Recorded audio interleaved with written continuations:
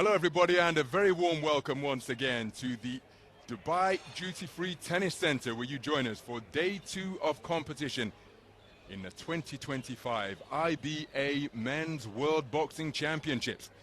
This is Ring B, and we are preparing for session 3B here as we take a look at the schedule of bouts that we have planned for this ring. 14 bouts scheduled in a 48 kilogram minimum weight, 67 kilogram welterweight, 80 kilogram light heavyweight, and we round things off for this third session of boxing with 3 bouts in the 92 kilogram plus super heavyweight division. So that is the scene. It has just gone 5 p.m. local time here, the sun setting, and this a magnificent open-air venue for the 23rd edition of the IBA Men's World Boxing Championships, which began back in Havana in 1974. 108 federations have entered boxers into this 23rd edition, the most ever nations entered into a Men's World Boxing Championships, and we have 428 boxers. There are the 5 scoring judges seated all around the boxing ring. Our referee is Mr. Abul Saleh from the Kingdom of Saudi Arabia. So there, a closer look at the 5 scoring judges who hail from Spain, Cuba, Croatia, Zimbabwe, and Bosnia-Herzegovina.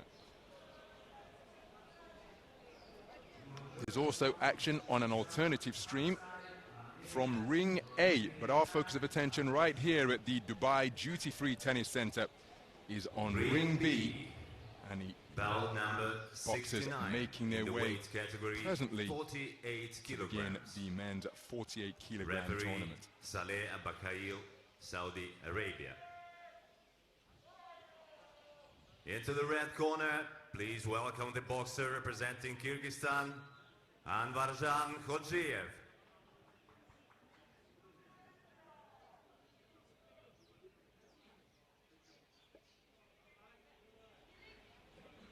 And in the blue corner, please welcome the boxer representing Zambia, Nene Maonga.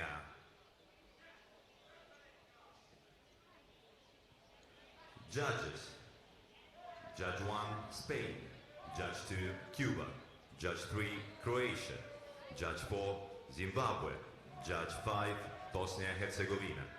So that is the scene surrounding Ring B.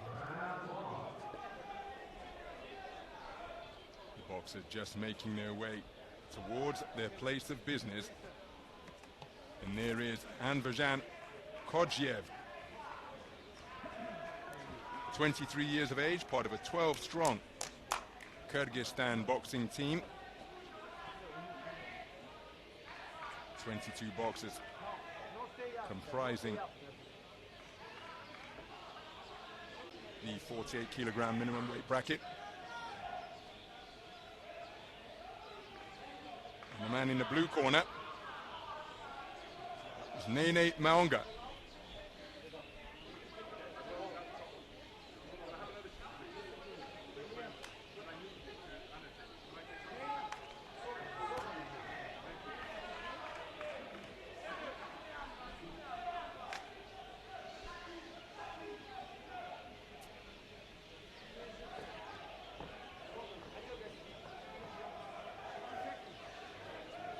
Thank you.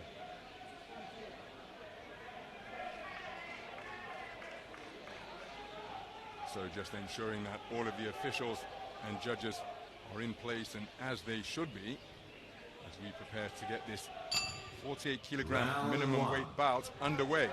3 3-minute rounds then in the lightest weight class in action here in Dubai 2025.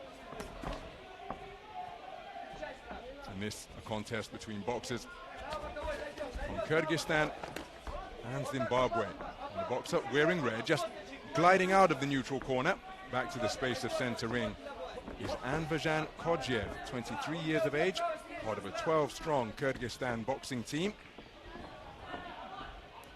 His opponent, wearing blue and operating behind a low lead left hand, is Nene Maonga, 24 years of age. Not perhaps the crispest of techniques on that attempted overhand right. He's moving forward with purpose. While Khodzhiev looking to use the space of the boxing ring.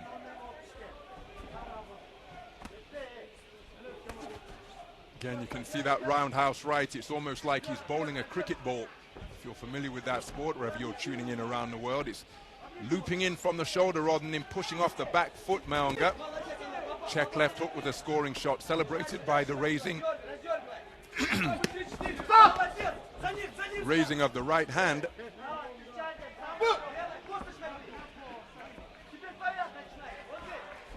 Khodzhiev just using his feet effectively, but again, he was inaccurate on that attempted forward foray. So opening bout of the tournament for both of these boxers, and they're just searching to find their range.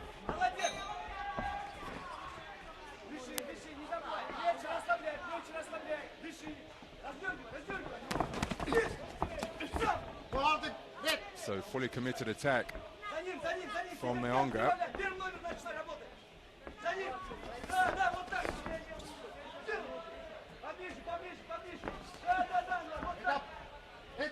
Good reflex had been demonstrated. Oh, that's a beautiful counter left hand out of the southpaw stance from Khodzhiev, but it's been ruled a slip. Now the feet may have got tangled between the orthodox and southpaw boxer, but I think a southpaw left helped Maonga on his trip to the canvas. There's the same shot once again, catching him high on the top of that peroxide blonde fade. So it's an all southpaw affair now. Both men have switched to the port-sided stance. Khodzhiev back as an orthodox boxer, and a looping overhand left out of the southpaw stance catches him from the man from Zambia.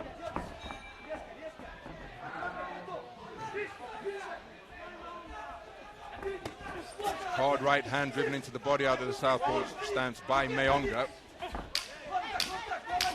And now both men back as orthodox boxers, as we've seen a fair amount of switching in this round.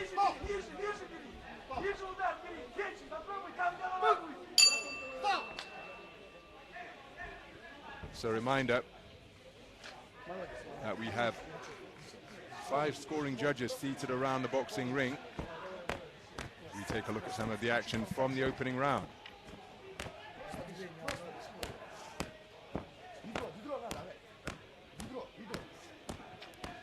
Well, there was the left hand.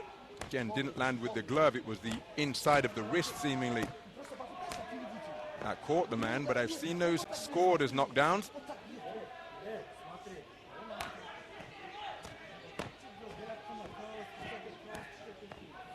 But a very competitive first 3 minutes of boxing. And it's a 3-2 split in favor of Maonga. Judges 1 and 4 preferring the work of Khodzhiev. Seconds out.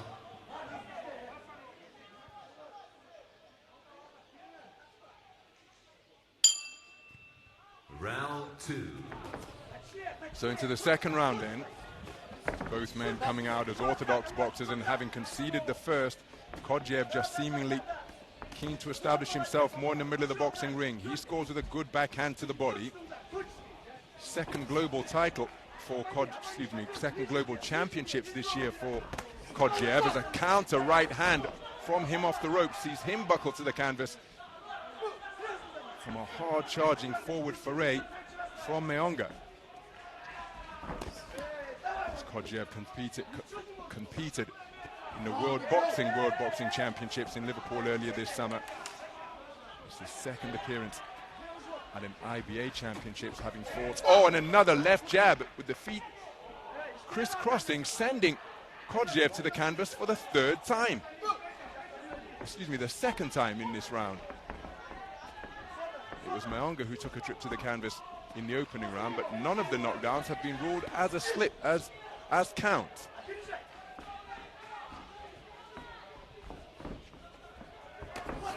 Looping left hand out of the southpaw stance, scores twice in quick succession. And when he's going in search of his own offense, Khodzhiev is leaving himself perhaps a little bit open, but trusting his reflexes to keep himself out of harm's way. Left-right attempted by Khodzhiev, wasn't too far away, but looking to bustle his way forwards. Behind busy hands is Maonga. could be running into attempted counters. The left hand scores and is celebrated exuberantly by the corner team of Anvarzhan Khodzhiev.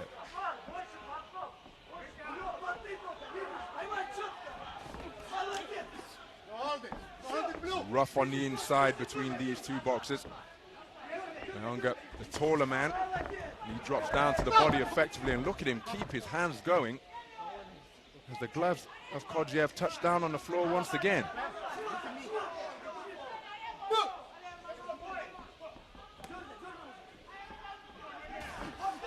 Both men exchanging left hands as Maonga looking to rumble his way forward. Counter backhand off the ropes is a scoring shot from Khodzhiev. Just trying to present the mirage of an open target here now, but look at him with another raiding attack, sneaking away without reply, but then keeping the attack going. Pursuing him across the ring is Maonga, and these two making it rough and often untidy on the inside, but looking to maintain a gap. Top twinkle-toed movement. Here's Khodzhiev as he launches another lead right hand out of the orthodox stance.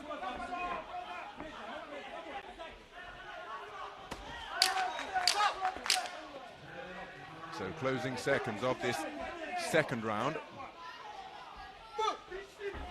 Remember, the first was taken on a 3-2 split in favor of Maonga. So remember, Khodzhiev was edged in the first 3-2, but did a very good job of sticking and moving during the course of that second round as we take a look at some of the action.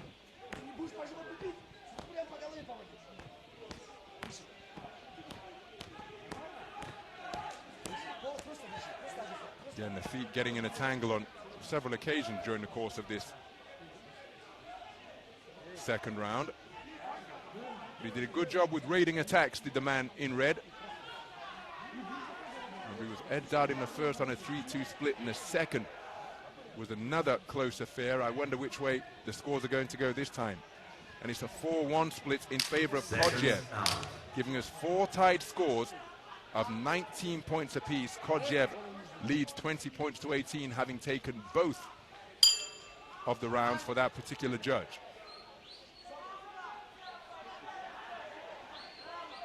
The referee is taking matters into his own hands there now and ensuring that the camera operator is on the edge of the ring apron and not encroaching beneath the bottom rope into the boxing area. So we move into the final round of a contest that has been utterly absorbing in the 48 kilogram minimum weight division.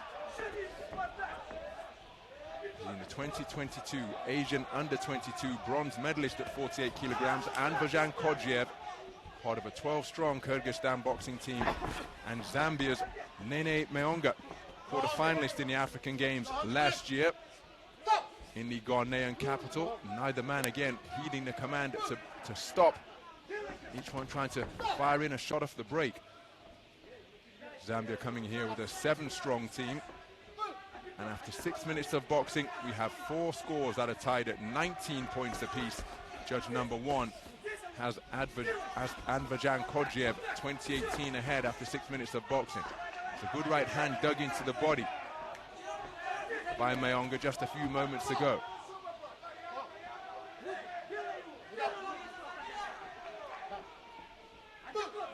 So just over a minute gone. Maonga has turned southpaw once again. Right hand to the body is a scoring shot, and he's able to glide away without response once more, and a slapping right hand as he just floated his way into range, and he's counter-punching very effectively is Khodzhiev. Continuing to pursue his man relentlessly is Maonga, but he's in danger of being picked off during the course of these incessant advances. There's another scoring jab to the body. He's not really putting much on his punches, Khodzhiev, but he's timing his man very well indeed and employing the layback to good effect, but there he took a solid southpaw left on the inside.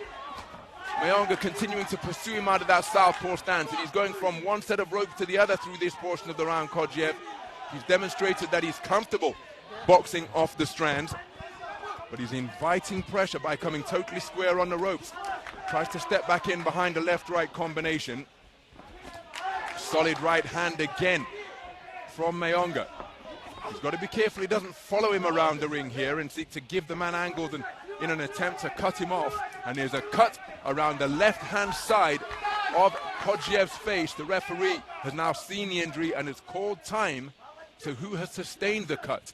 The blood was on the left-hand side of Khodzhiev's face, but it's to the left eye of Maonga. So keeping an eye on the referee to see what he declares has caused the punch. So there's the referee now tending to the blood that's on the face of Khodzhiev. But is that blood from the injury that has been sustained by Maonga to his left eye? No, it looks as though he sustained an injury as well.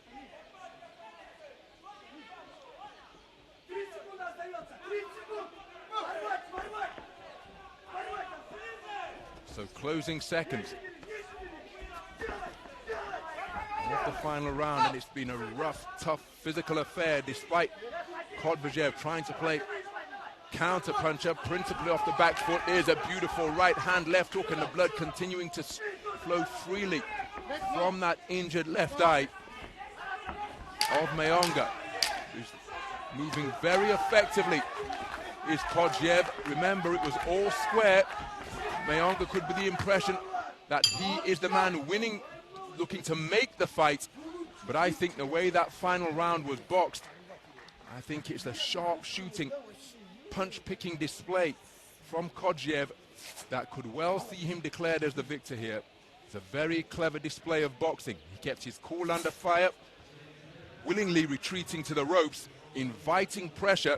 Maonga accommodated him in that regard, always in pursuit, but he was able to just land clipping shots like that on the inside, but it's very close indeed.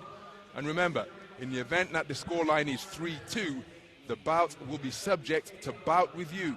So the two scores of the external observers will also be taken into consideration. If we hear the word unanimous, well, we will know immediately by deduction that it's Khodzhiev who has won the contest, because he led 20 points to 18 for Judge 1. All of the other scores were tied at 18 points apiece.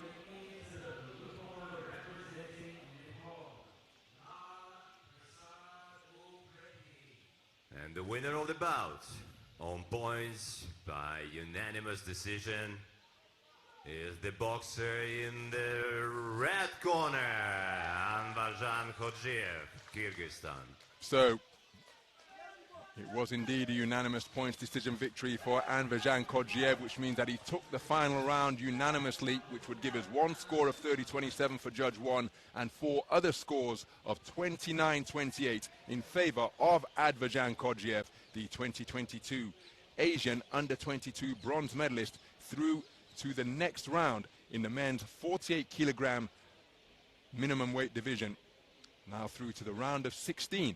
Having prevailed in the preliminary round of 32. Some of the action from what was a rough, tough physical affair in this minimum weight encounter.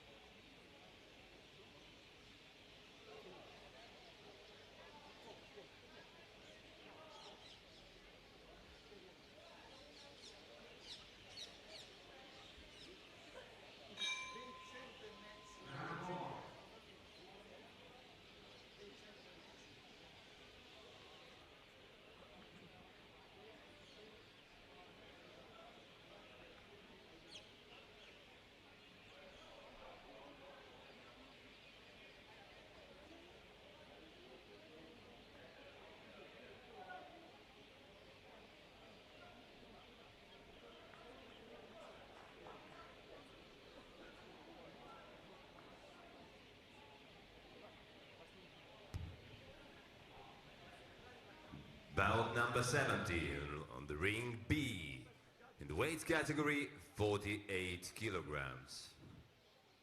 The referee of the bout, Eduardo Gustin, Croatia. Into the red corner, please welcome the boxer representing Azerbaijan, Subhan Mamedov.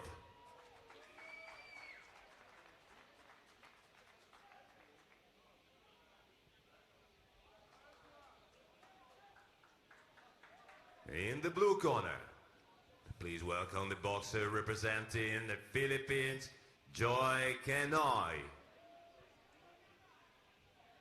So they're the 5 scoring judges ahead of our second bout of this third session of Judges boxing. of the bout. Bout number 70. Judge 1, Our referee Cuba. is from Judge Croatia. 2, Uzbekistan. Judge 3, Iraq. Judge 4, Russia. Judge 5, Algeria.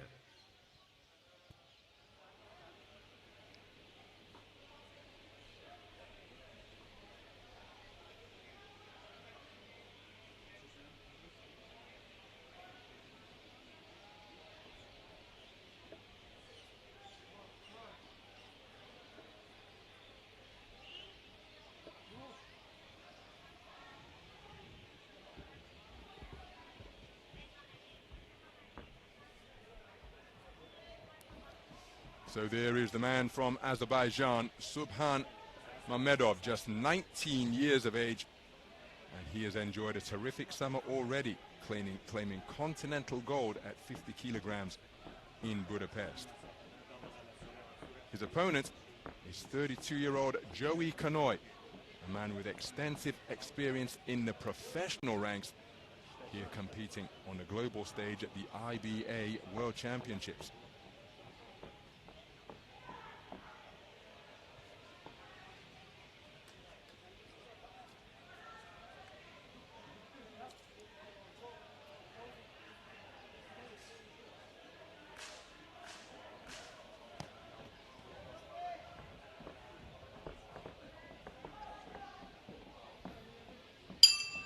Round 1.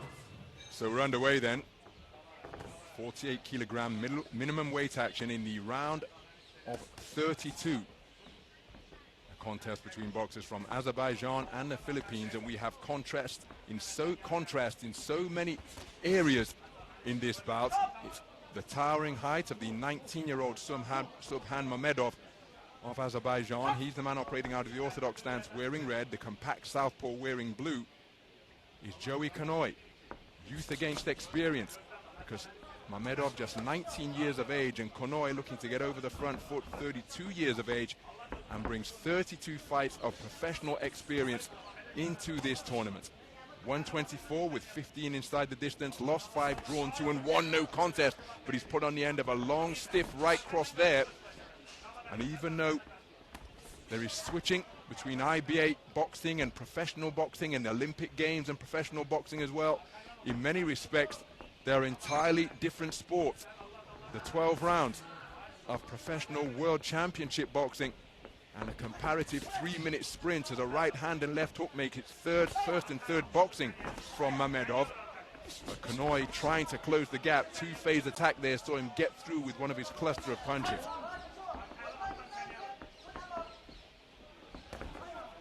Looking to measure his man with the left-right combination and maintain that space between them. Slapping left hook is a scoring shot from Mamedov.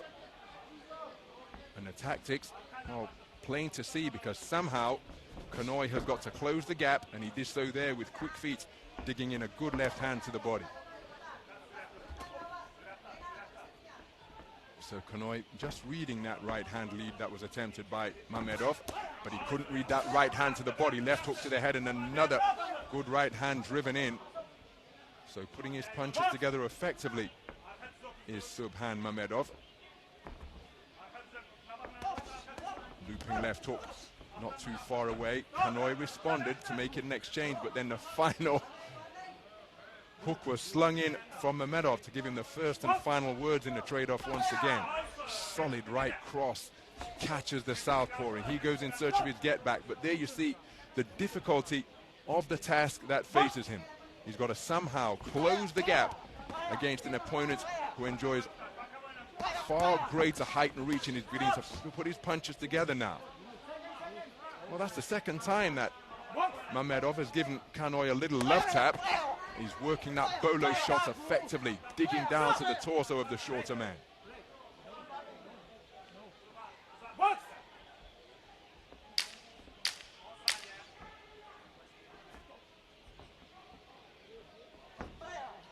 Swing and a miss with the left-right combination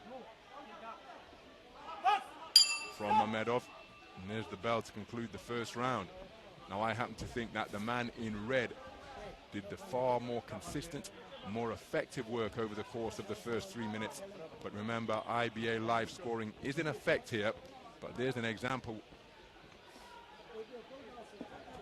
of the impressive manner in which Mamedov found the range, particularly with that backhand. He then began to show variety in his work, scoring to the body. Make no mistake, Joey Canoy was in the round. I just don't think he did enough to win the round.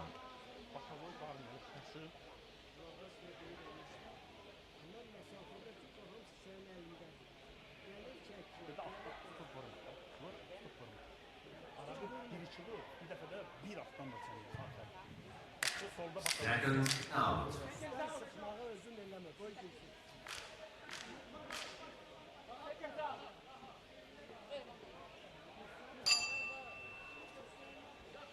Round 2.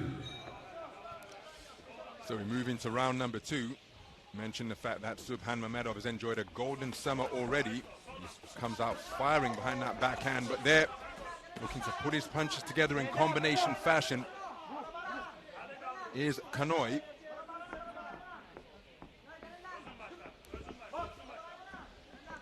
But at the European Under-23 Championships in Budapest, Mamedov came away with championship gold at 50 kilograms as he lands another scorching right cross. Canoy looking to respond on the inside, tucking up behind his gloves and forearms is Canoy, and now quickening his feet, trying to close the gap and walk his man down. But he's using the space of the ring effectively here now, is Mamedov.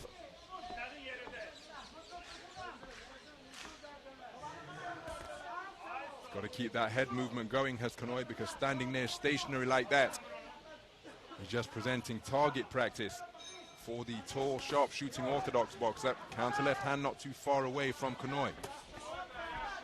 But he's going to have to work and think his way inside here. I mentioned the fact that it was a trophy-laden summer for Subhan Mamedov. As for Joey Canoy, he claimed the WBC International Mini Flyweight title in April. And since he's been here over the course of the last week, as he's looking to pin his man in the corner and work away, but remaining calm under fire, is Mamedov, and he cleverly turns the tables. But earlier this week, the WBC have ordered a minimum weight world title fight eliminator between Canoy and Sia Kolwat Kruse of South Africa. Double left hook and then a right hand to the body, followed by a left hook upstairs from Mamedov. Putting his punches together well. Canoy just backing away. See him pounding those gloves together in frustration because he's finding this a rather difficult task to close the gap and find a home for his own combination punches on a consistent basis. Looping long right hand to the body, followed by right hands and left hooks upstairs, and that combination has brought about a count for Canoy. He's got to show the referee better body language than that. You don't want to be hunching over in the referee's eye line. He better get those hands up, because right now with his hands on the ropes, he could well be stopped if he doesn't show the ref something. So, Mamedov walks into a left-hand body shot, but Mamedov will know that he can hurt his man here now. There's a 10-second clapper. Mamedov sitting down on his punches. Canoy trying to fight fire with fire. Just losing his stance once again as the legs between the orthodox and southpaw boxer tangle. And look how long he's taking for Canoy to make it back to his blue corner. Difficult round for the WBC International Mini Flyweight champion there. On the receiving end of a standing count, Mamedov, the teen sensation, just patient, both under fire and in terms of his shot selection. Watch how he turns the tables here to put the more experienced man in the corner, and then bringing the hands down by working the body and then piercing the defenses through the gloves up to the head. Very effective shot selection and variety demonstrated indeed by Subhan Mamedov. Again, weren't able to bring you the scores after the first round. I think Mamedov took that one, and I think he took the second. And remember, a count will not necessarily result in a 10-8 round, as is the convention in the pros.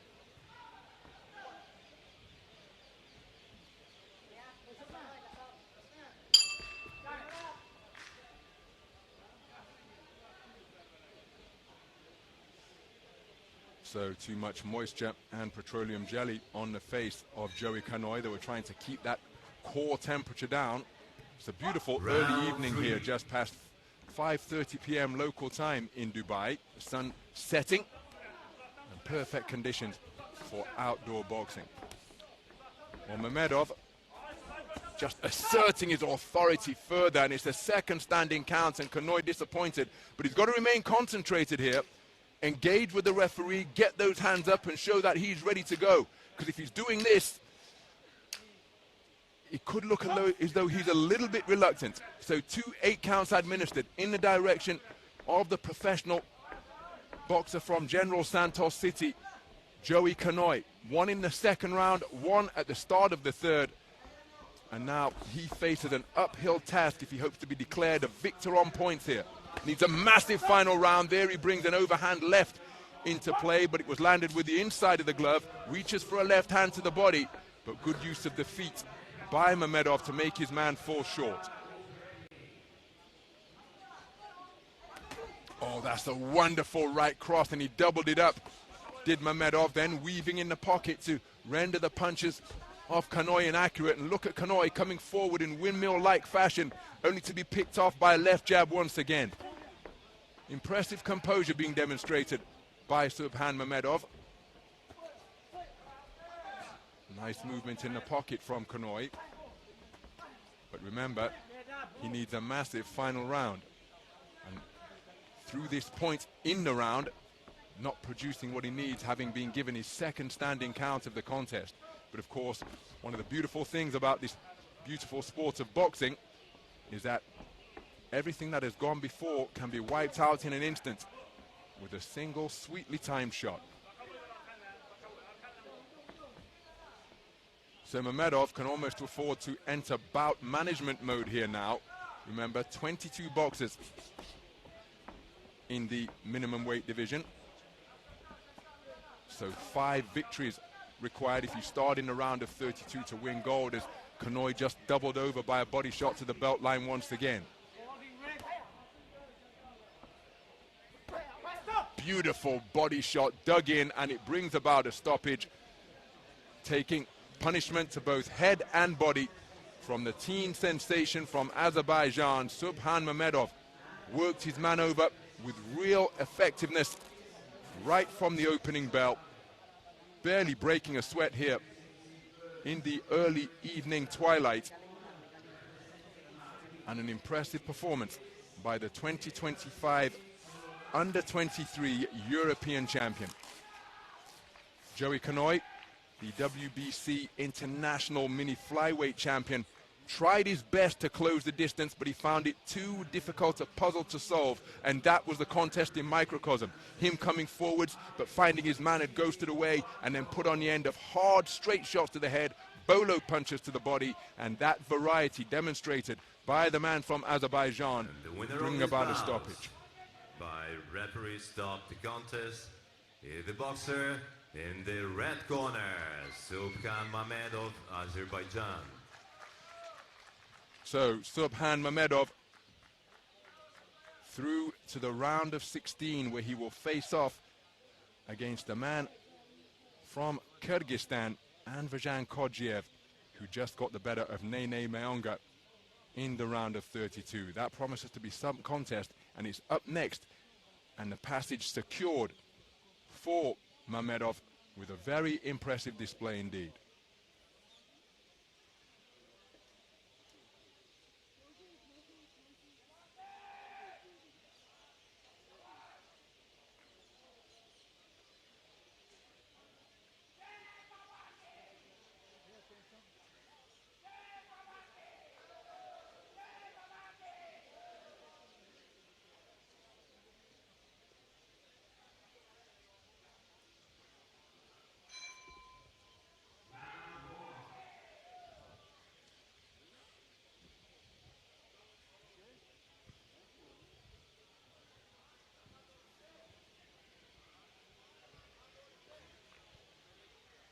Bout number 71 in ring B, weight category 48 kilograms. The referee, Valery Pastukhov, Moldova. Into the red corner, please welcome the boxer representing Kenya, Sylus Oyugi Onyango.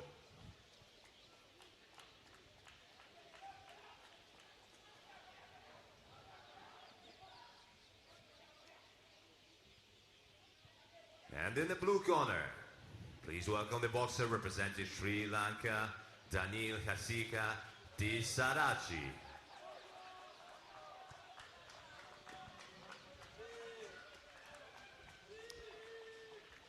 The judges of the bout, Judge 1, Cuba, Judge 2, Azerbaijan, Judge 3, Serbia, Judge 4, Saudi Arabia, Judge 5, Zimbabwe. So into the red corner is Sylus Onyango, 26 years of age, from the Kenyan hit squad.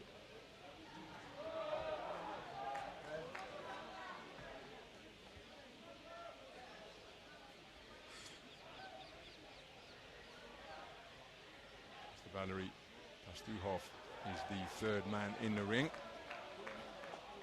Over in the blue corner is Danil TISSAARATCHY, 23 years of age. And he part of an 8-strong Sri Lankan boxing team.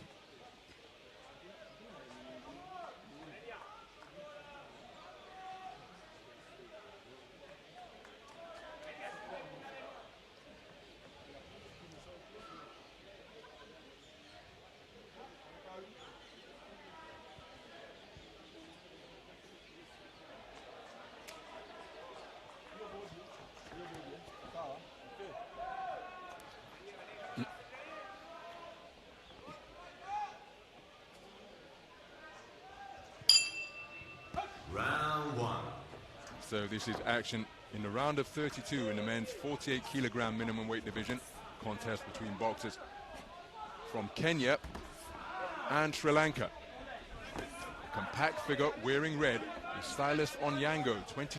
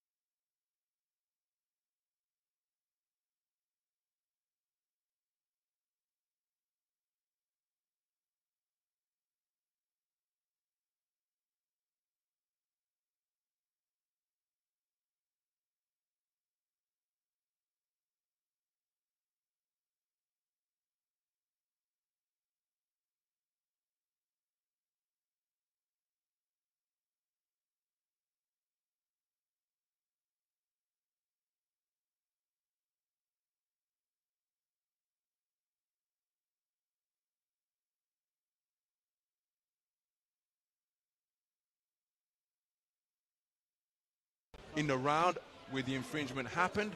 Other times, it is taken into account at the end of the contest. But TISSAARATCHY, can see how heavily he's breathing there. Solid left hook landed by Onyango. And this is where he had his best success, Onyango, when he was on the front foot and taking it to his taller opponent. When he elected to stand off, that played into the hands of the Sri Lankan boxer. And again, difficulty bringing you the score, just a few technical gremlins. Seconds out. Here on ring B. But with that point deduction, it's impossible. Well, if it's taken into account here, it would be impossible for the man in blue to win the round. If it's taken into account at the end, then the point will be docked from the total of the scores that are accrued. So into the third round then. Sylus Onyango, who participated in the Continental African Championships in Kinshasa, Democratic Republic of Congo last year, has come on strong in the second round, and it's this type of tactic that got him back into the breach after the 4 scores that we were able to see from round number 1 were in favor of Danil TISSAARATCHY. I mentioned the fact that he comes from a boxing family. TISSAARATCHY actually played football until the age of 17, as he dislodges the mouthpiece, or the mouthpiece dislodged. And it is TISSAARATCHY's mouthpiece that has been punched out by Onyango. So quick rinse, and that popped back in. But there's still 2 minutes in this third round to go, and Onyango appears to be the fresher as he wings in another right hand to the body, and a left hook causes the southpaw to become disorganized. He cleverly gets back on his toes and uses his legs to keep himself out of harm's way. Scores with a stiff left right jab off the back foot. And surely this is the type of tactics that he's got to employ to try and keep this man away from him and off his chest. Because when he holds his feet, even momentarily, he finds Onyango right there, who is letting punches go in swarming fashion to make life distinctly uncomfortable for the boxer from Sri Lanka. So this is where Onyango doesn't want to be. He's got to pick the tempo up once again, just as he did with that left-right attempted combination. But look at TISSAARATCHY breathing through a mouth that is wide open, but he's disregarding the fatigue and continuing to try to maintain a gap between himself and his onrushing Kenyan opponent. Oh, that's a wonderful counter right hand out of a crouch from Onyango. And again, he goes for the same shot, because the left cross of TISSAARATCHY that was so sharp in the opening round is becoming just a little more ponderous and pendulous now, and that is all the room that Onyango needs to turn a right hand over the top, and he's caught his man flush with it twice in this third and final frame.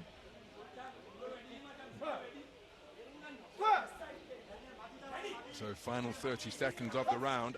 Onyango won't want to be docked to points as he comes forward with a 3-fisted fusillade. Left, right, left, and again he will not leave TISSAARATCHY alone, but there's an effective counter left hand that I think caused Onyango's glove to not touch the canvas, and it was heading in that direction. Closing seconds, and it's TISSAARATCHY looking to end the round on the front foot. He's done a good job of fighting through to fatigue here as TISSAARATCHY, but what an intriguing contest, because it was a strong first round produced by the man in blue. He was picked off, or the man in red got closer in the second round because of his swarming pressure. Then, remember, we had a point deduction as well in round number 2 off the scorecard of Danil TISSAARATCHY. So this one is going to be a very interesting set of scores returned indeed.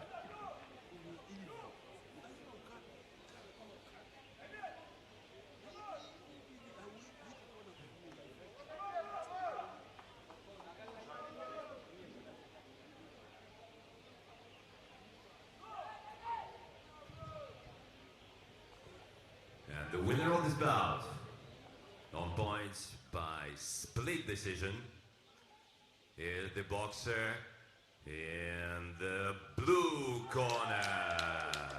So Danil TISSAARATCHY declared a 4-1 split decision victor over Sylus Onyango of the Kenyan hit squad. That point deduction taken into account at the end of the contest, and so prevailing through to the round, prevailing and progressing through to the round of 16 is Danil TISSAARATCHY of Sri Lanka. Some of the action from the third and final round,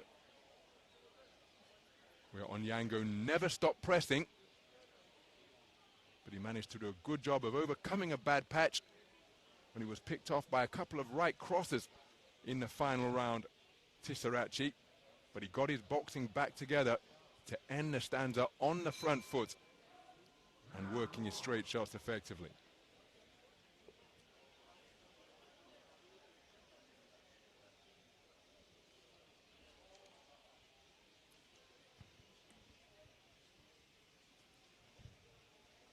Bout number 72 in ring B. The weight category is 67 kilograms. The referee of the bout, Khodzhiev, China. Into the red corner, please welcome the boxer representing Tunisia, Zakaria Romdhani.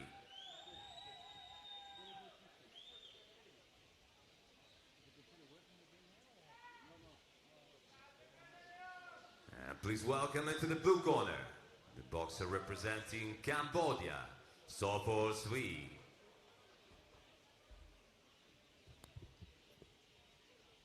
Judges. Judge 1, so the 5 scoring judges. Judge 2, Zimbabwe. Judge 3, presiding over this Algeria. one, they hail from Kyrgyzstan, 4, Zimbabwe, Croatia. Algeria, Croatia, Judge 5, and Kazakhstan. Kazakhstan.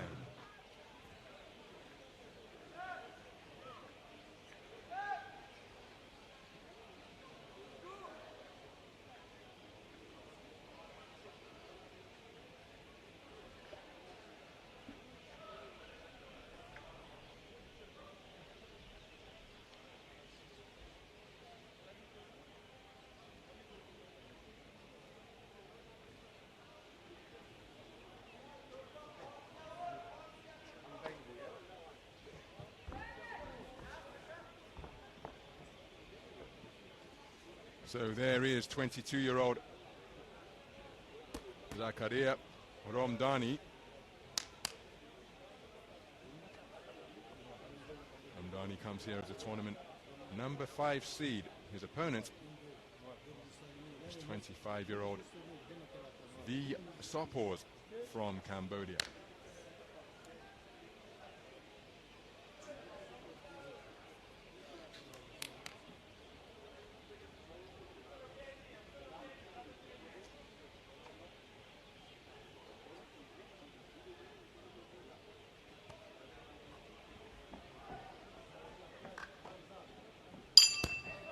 Round 1. So this is action in the men's 67-kilogram welterweight division. It's a contest between boxers from the North African nation of Tunisia and Cambodia. The man wearing red, operating out of the orthodox stance, is Zakaria Romdhani, tournament number 5 seed, to put his punches together effectively to both body and head. 2023 All-Africa Games bronze medalist in the 67-kilogram weight class. And again, looking for that left hook against his opponent in blue. That is the Sophors of Cambodia, 25 years of age, undefeated professional, having won his only contest to date in November of last year.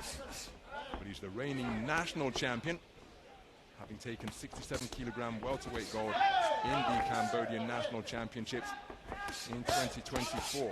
Good work to the body with the left hook from Romdhani.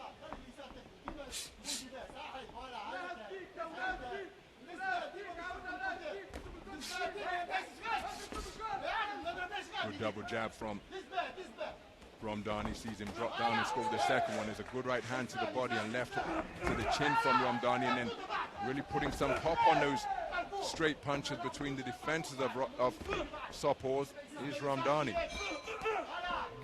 Here is exertions audible, positively grunting as he pushes his back foot into the canvas before transferring the weight over the front foot to increase his leverage. Remaining active in front of his man, so he's not presenting a stationary target, is Sophors.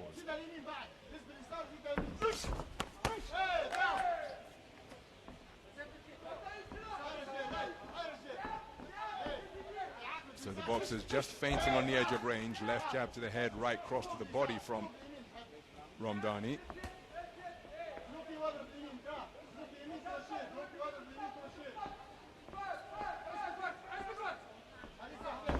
Oh, that is a wonderful right cross from Romdhani. My goodness. Catching Sophors right on the button, but he took it well. He's kept his shape nicely. Won't want to be taking too many of those.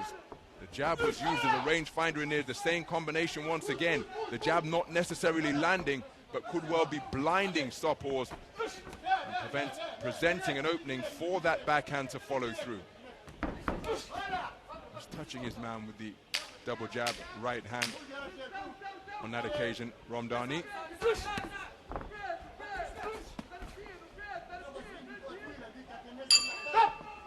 So the first round completed in this round of 32 welterweight affair, and this man, for my money, found his range with more consistency over the course of the first 3 minutes.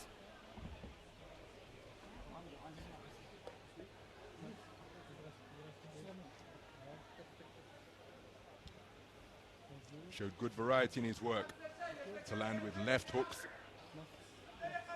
right crosses to the chin. There was the best shot of the round. Again, that left jab almost serving as a decoy.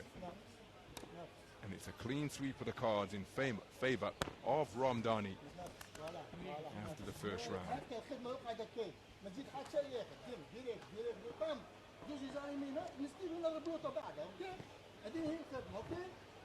Seconds out.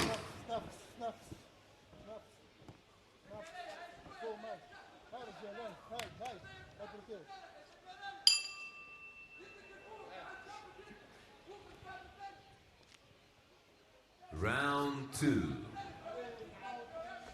So we move into the second round then. And Sophors, the man in blue from Cambodia, part of a 4-strong Cambodia. Oh, and it's a shot to the body that is doubled over Sophors and left him crumpled in distress on the canvas. He's on his haunches. He's beaten the count. But he's still got 2.5 minutes to negotiate, and Romdhani will know that he can hurt his man downstairs here now. So he's just looking to remain patient. Goes to the body once again, and it's a rib-rattling right hook to the left flank of Sophors that has put him down on the canvas for the second time. He gamely gets back to his feet, but the referee ruling that he's in no condition to continue. Absolutely exquisite body punching demonstrated by Romdhani. And the 2024 All-Africa Games bronze medalist from the edition that was delayed a year in Accra in Ghana worked the body beautifully. First it was a left hook to the body, which sent his man to the canvas in the early stages of round number 2. And then he kept the body attack going to finish him off with an absolutely devastating right hook beneath the floating ribs and sliding across the abdomen, producing a paralyzing effect, sending Sophors to the mat for the second time. And that is why Romdhani will romp his way through to the round of 16. And the winner of this bout, by referee's stop contest, the boxer in the red corner, Zakaria Romdhani, Tunisia. So Zakaria Romdhani with a second round stoppage, and it was devastating body punching that has sent him through to the second round. A little bit of a somersault or handstand and front flip celebration for Romdhani. The tournament number 5 seed,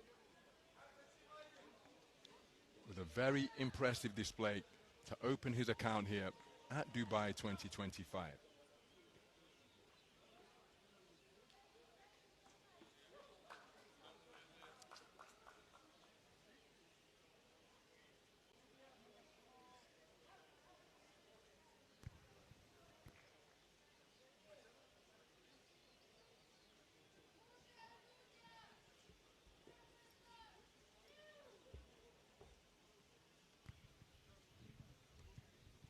Bout number 73 in Ring B, in the weight category 67 kilograms. The referee of the bout is Ukhtam Bazarov, Uzbekistan. Into the red corner, please welcome the boxer representing Seychelles, Andrik Allisop.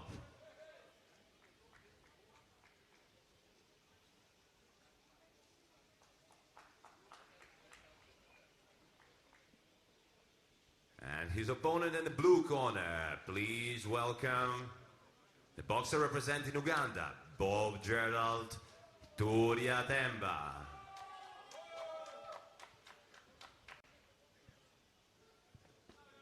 The judges of the bout. They're the 5 scoring judges presiding over this one. Moldova, Judge 3, Bosnia-Herzegovina, Judge 4, Kyrgyzstan, Judge 5, Iraq.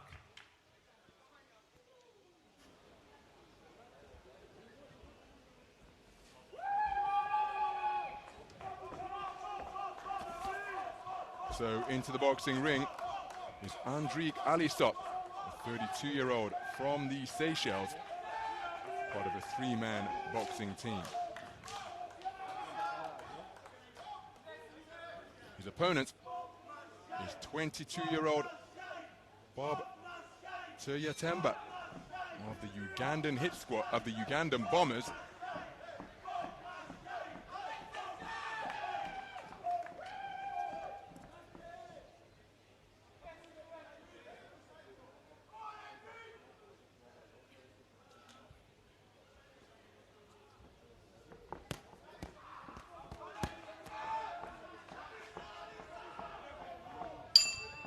Round 1. Well, what a contest we have in store here between 2 men in different portions of their career. They hail from the Seychelles and Uganda.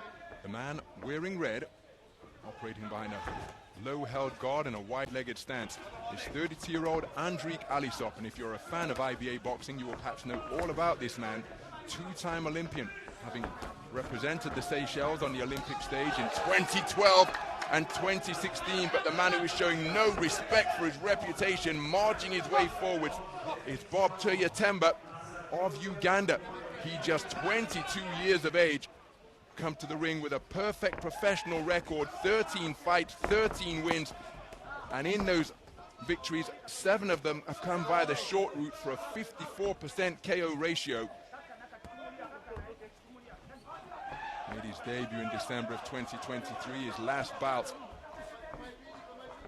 was in August of this year, but he has returned to the 3-round format in the vest in Kampala last month.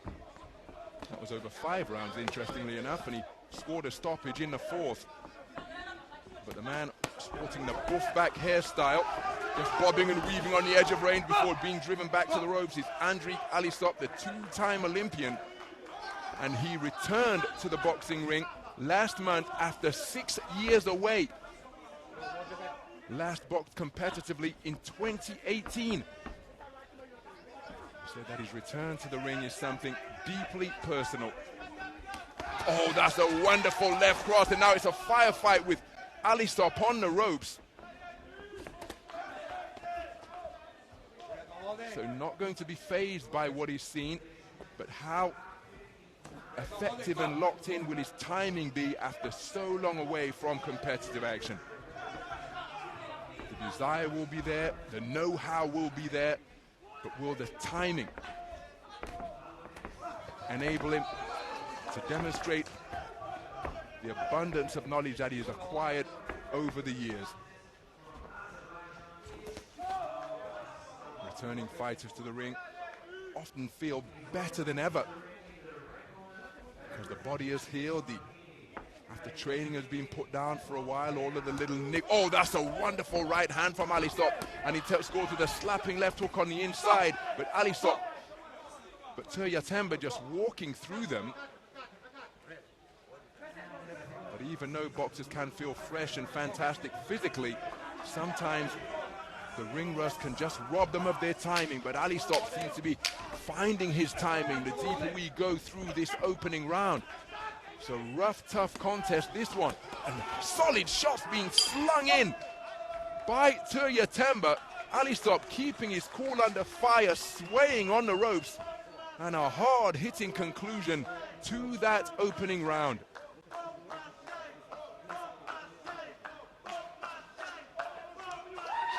Here's an example of the shot selection from Turyatemba. And I happen to think that the man who was able to land these scything hooks and searing straights are enough to give him the round. Allisop did begin to find his timing, and look, he's having success there, but there's no doubt that the man getting the better of the exchange is Turyatemba. And I think that is how the contest played out over the first 3 minutes, even though Allisop did seem to grow into the bout the deeper we got into the first round. But what say the 5 scoring judges? And it's a clean sweep of the cards for Bob Turyatemba. He takes the first round unanimously. So we move into the second round. And the southpaw Bob Turyatemba using rapier-like right hand to launch 2-fisted attacks. He really is active. That broad back and those long arms, and lets his hands go. My goodness, caught with a rabbit punch was Allisop, and then while he was over in a crouch, a right uppercut came through underneath. So both men inaccurate with their attempted backhands. And Allisop has spoken to about his responsibility to keep his head up. Jab not too far away from Turyatemba, and then he did score the right cross, and he leads off on this occasion to measure the gap effectively with his lead right hand once again. So Allisop keeping cool under fire in his own red corner. Now Allisop has been spoken to repeatedly about keeping his head up, and now he's been docked a point. So that point deduction will be taken into account at the end of the contest. Now just adding to his difficulties, as though he hasn't got enough to deal with in the form of this sharp shooting pot shot merchant, Bob Turyatemba, the undefeated professional from Uganda.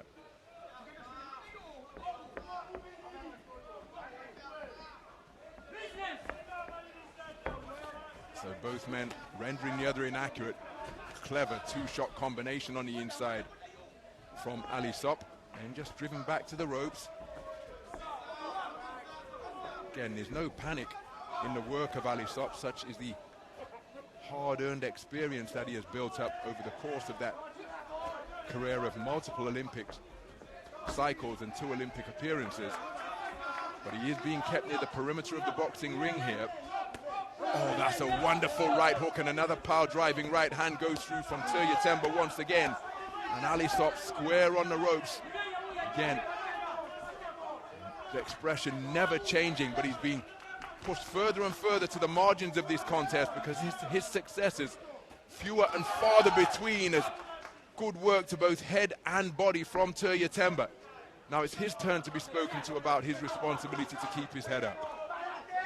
So Allisop looking to present a small side on target and fight out of a crouch. Oh, that is a wonderful left cross. And Allisop is showing that his chin is as sturdy as ever, but it has been checked repeatedly during the course of this bout so far. Still standing strong, but having conceded the first round unanimously, surely it is going to be another clean sweep of the cards in favor of the man in blue. Pinged his man with some really effective straight punching. No seeming effect or response from Allisop, but they are piling up the points for the Ugandan bomber. That was where the rabbit punch came into play around the rear of Allisop's head. But he spent a lot of time in that round in that position on or near the ropes, limiting his movement options. And look at Allisop thinking his way in, showing good variety in his work. And that was a cracking left cross. Pulled back, snaked out the left cross, came back to keep the attack going.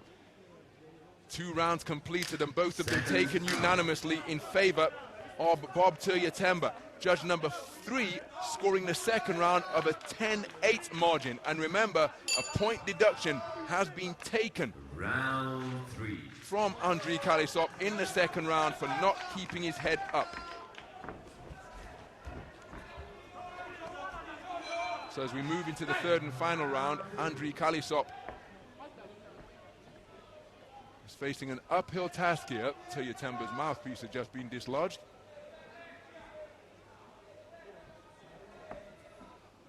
So you see the referee making that gesture. If that mouthpiece is dislodged on another 2 occasions, that will result in a point deduction off the card of Allisop. Excuse me, off the card of Turyatemba. And Turyatemba setting about his man once again.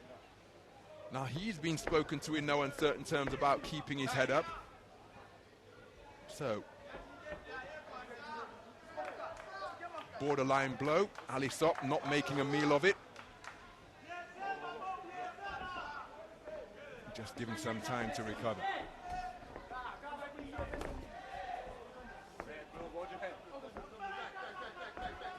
So Allisop, again, his defense has penetrated. Another thunderous right hook slams in, and it's a left hook off the back foot from Allisop, dislodging the mouthpiece for the second time in the round.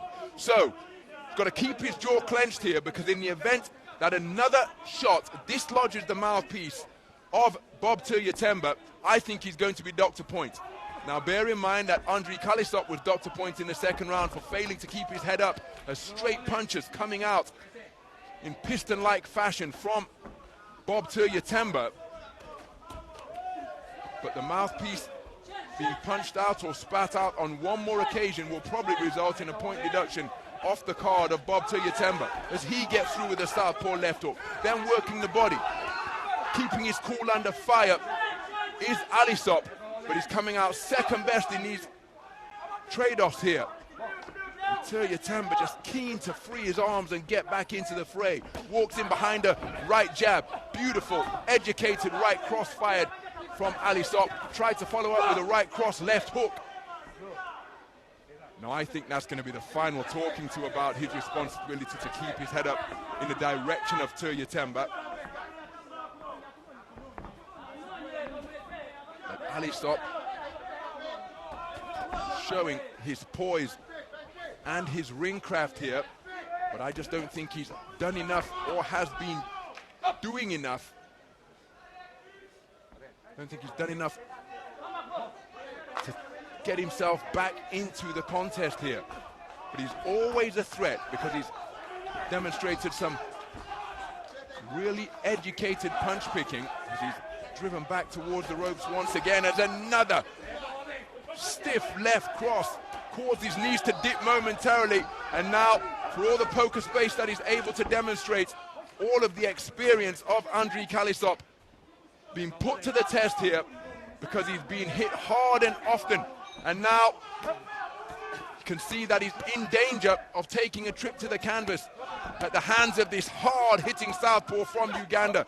He's in the invidious position of having to stand and fight, because he can't stick and move, and his chin is being checked repeatedly, swaying on the ropes, trying to bob and weave.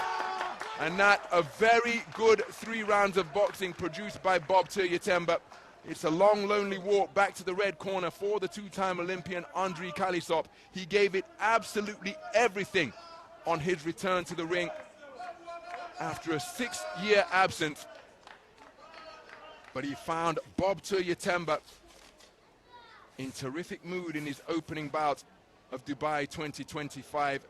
And in the closing stages of the third round, well, it took all of the experience and conditioning and resolve and resilience of Andrei Allisop to remain upright was sent tottering from one set of ropes to the other when Turyatemba just kept the attack going, clubbing him to both head and body, literally legging it away from trouble to keep away from the unrelenting attack of Turyatemba. But I think it's going to be a unanimous point decision win for the Ugandan Bomber. The winner on this bout, on points by unanimous decision, is the boxer in the blue corner, representing Uganda, Bob Gerald Turyatemba. So Bob Turyatemba taking it on a unanimous decision by a wide margin, which means he must have had a few 10-8 verdicts returned in the third and final round, coupled with that point deduction in round number 2 taken off the card of Andrei Allisop, and a commanding performance by the undefeated professional Bob Turyatemba sees him romp his way through to the round of 16 in the 67-kilogram welterweight division. Very good display of composed, effective aggression from Bob Turyatemba. Had his mouthpiece dislodged a couple of times in the third and final round, so the team are going to have to ensure that that is securely fitted for the remainder of the tournament. Credit to Andrei Allisop on his return to the ring after a lengthy absence, never stopped competing. I think it took pretty much all of his experience and his intangibles of toughness and competitiveness to enable him to see it through to the final bell on his feet. Very good performance indeed from Bob Turyatemba, and he progresses.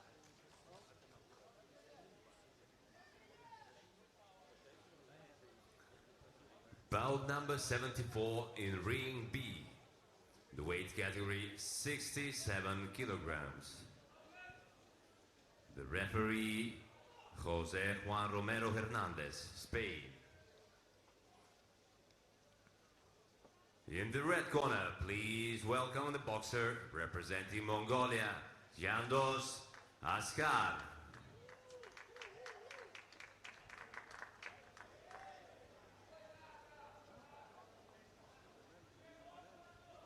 And in the blue corner, please welcome Simankere Damesi, representing South Africa.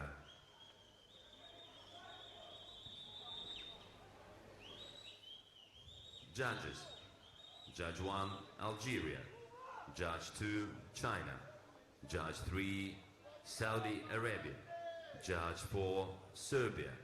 Judge 5, Zimbabwe.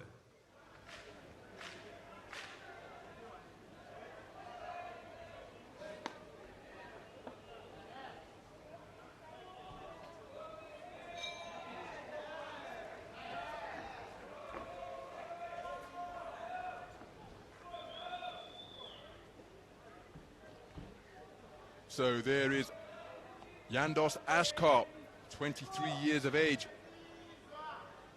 from Mongolia. His opponent is 19-year-old Simankere Damesi.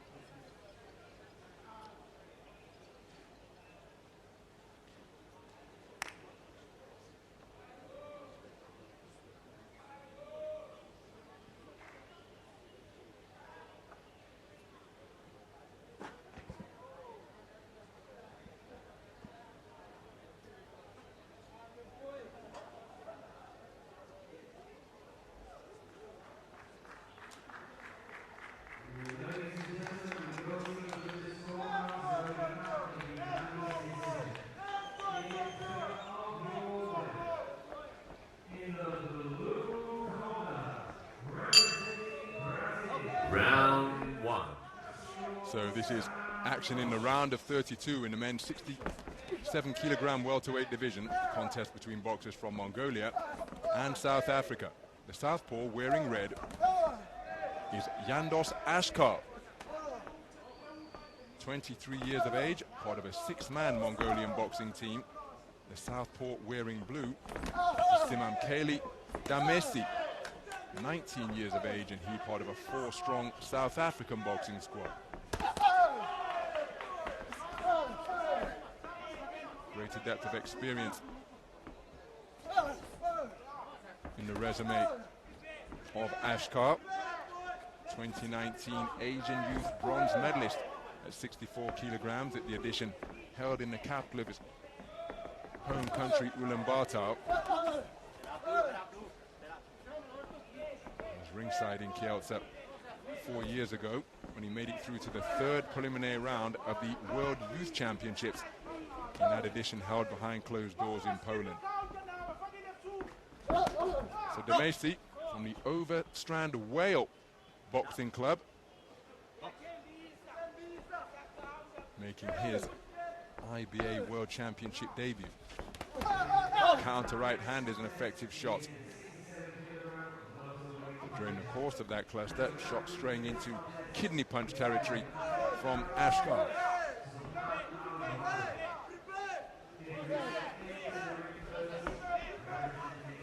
So just looking to measure his man, touch his man with the lead right hand, as demonstrated there is Askhar. And again, saw wonderfully on that shot that Damesi was just thinking about launching an attack where he ran into that right jab from out of the line of sight, and there's the same shot once again. It can be really disruptive when you've got a jab coming up right on cue once more from out of the line of sight. And Damesi really committing to these forward forays, pushing off that back foot, only to be met by that whiplash of a right hand from the belt line of Askhar. So he's doing a good job controlling the distance. Is Askhar. He's settled nicely into a rhythm, principally behind that lead right hand. There's a check right hook turned in from Askhar as he spins off the line effectively. Big swing and a miss with the overhand left, and a bit of a takedown from the MMA cage implemented by Askhar. And yet it's Damesi who is spoken to about keeping his head up. And again, look at the manner and the frequency with which Damesi has been touched by that right glove of Askhar, and then he brings a left cross into play. Very good round of boxing out of that low held guard and the southpaw stance from Jandos Askhar.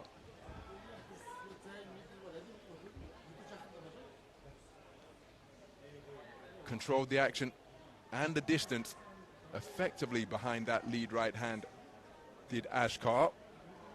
And on several occasions, just as Damesi was looking to launch his attack by pushing off that back foot, found himself running into a right hand.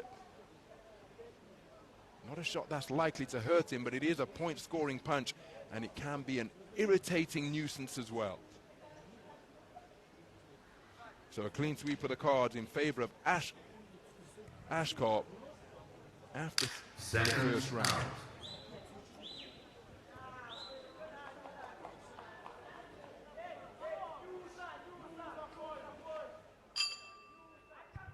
Round 2.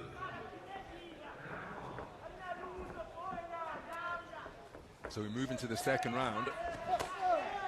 Simam Kaylee, Damesi has got to do something to try and avoid this right jab. Now he's trying to use some head movement.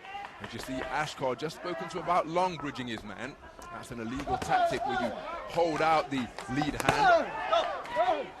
Overhand southpaw left lands with the inside of the glove from Damesi, and he's spoken to about illegal punching to the rear. Good adaptation being shown by Damesi because he's having difficulty catching his man's head, and so he's dropped down to the body and scored with straight shots before coming up with a looping roundhouse right to the head. So there has been a change in tactics put together by the South African corner and being carried out by Simam Kaylee Damesi. Heads come together on the inside. Oh, nice left cross during that combination from Askhar.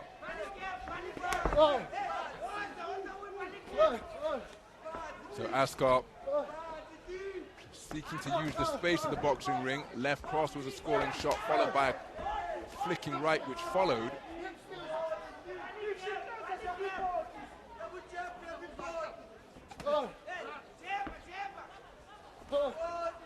So Askhar looking to maintain the gap once again, but on this occasion it's Damesi who closed the gap, and now he's trying to show some head movement, dip beneath the left cross that was fired in with bad intentions.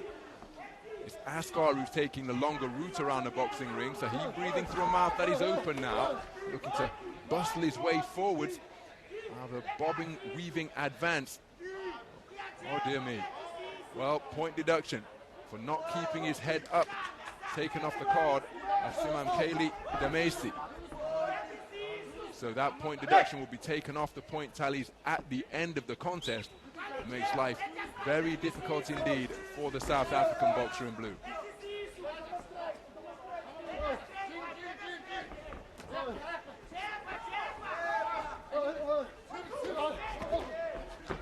So he's continuing to press.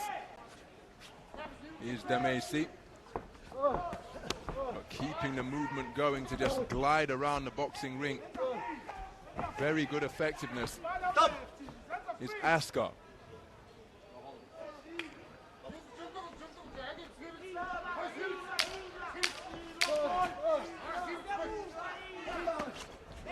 Cuffing right hand landed by Damesi, but there's that right stick. And no reply, because Askhar just getting up on his toes in the closing stages of that second round. Remember, the first one was taken unanimously by the man in the red corner, and I happen to think similar verdicts are going to be, or likely to be, returned in the second. And remember, a point was deducted from the scorecard of Damesi for failing to keep his head up. So he's likely to find himself trailing by 20 points to 18, probably across the board, truth be told, because I don't think he did enough in that round, despite starting more brightly and looking to target the body. Well, I suggested he's not going to get a share of it, but he has got a share of it for judge number 3. So it's all square, 19 points apiece for judge number 3. Judges 1, 2, 4, and 5 have Askhar 20 points to 18 ahead, and the deduction will be considered at the end of the contest.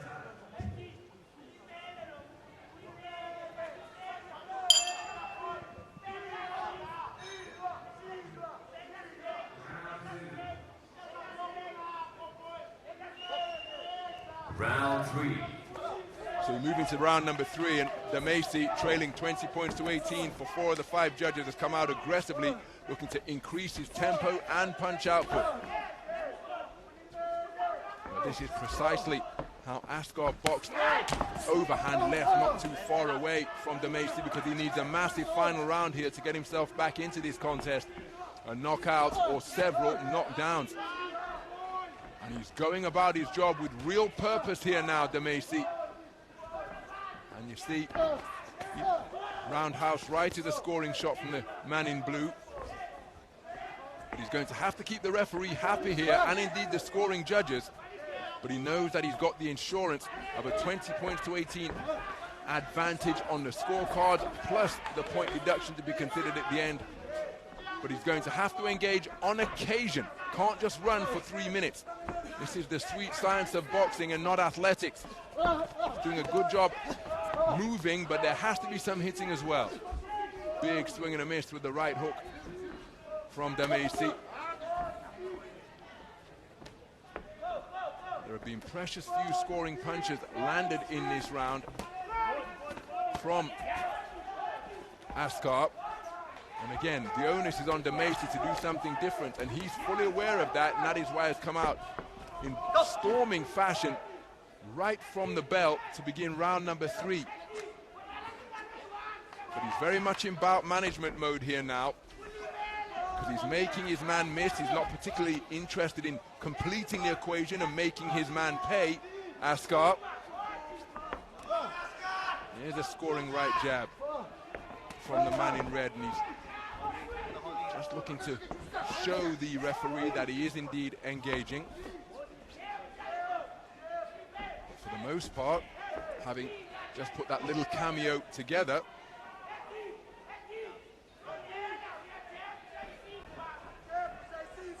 he's content to remain on his bike.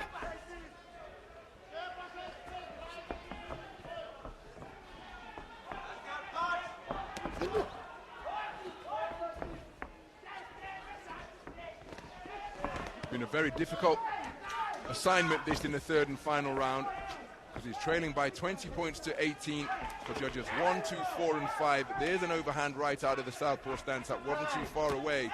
Now I think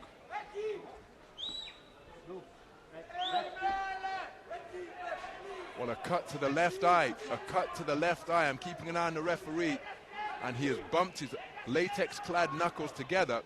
This injury has been caused by a cut, and that's perhaps why Askhar was entering bout management mode, because he's got just 19 seconds to negotiate in this. He'll be going through to the round of 16, but now he's going to be carrying through the impairment of a cut after the heads came together with real force on the inside.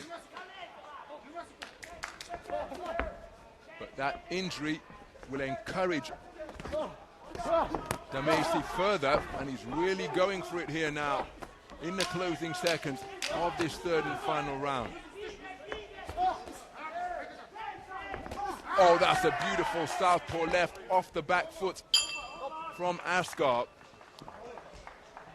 Contrasting styles in evidence during the course of that contest. There's the injury that is being sustained by Askhar in the third round after a clash of heads. But again, he may not have taken that final round, even though that left cross was a good demonstration of back foot boxing, but some judges could prefer the front foot pressure, and the fact that Damesi was looking to make the contest with Askhar entering bout management mode. But either way, I think it's going to be a wide unanimous decision victory when you take the point deduction into account as well. And it will be Jandos Askhar going through to the round of 16.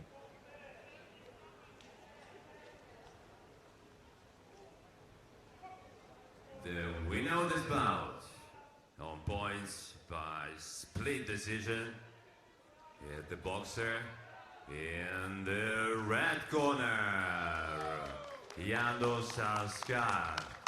So a split decision victory, 4-0 in favor of the man from Mongolia. We can only assume that judge number 3 scored rounds 2 and 3 in favor of the South African boxer, preferring his attempted aggression. But a very good display. Set his stall out early with this shot right here, the lead right hand, continually running Simamkeli Damesi into it to control the distance very effectively indeed throughout the 3 minutes. And despite his best efforts, Damesi not able to close the gap on a consistent basis despite his forward forays. And so it's Jandos Askhar who goes through to the round of 16 in the men's 67 kilogram welterweight division.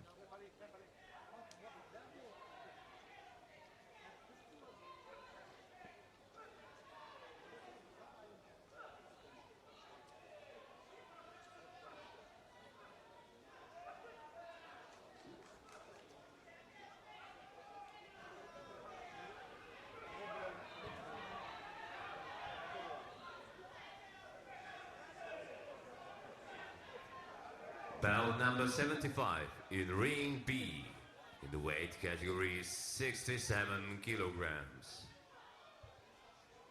The referee, Besmi Mohammed, Algeria. Please welcome into the red corner, a boxer representing IBA neutral India, Praveen Kumar.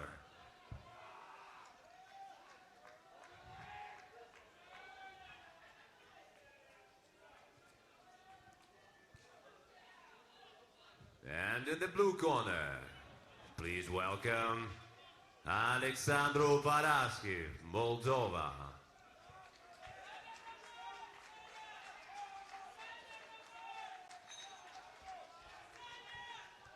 Judges: Judge 1, Cuba. Judge 2, Russia. Judge 3, Kazakhstan. Judge 4, Turkmenistan. So our 5 scoring judges ahead of our next contest hail from Cuba, Russia, Kazakhstan, Turkmenistan, and Azerbaijan.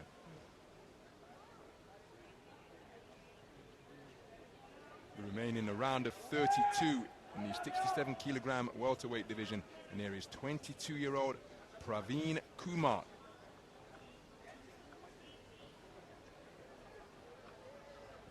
His opponent in the blue corner is the experienced figure of Alexandru Paraschiv, 26 years of age now, and so much success over the years in IBA style boxing.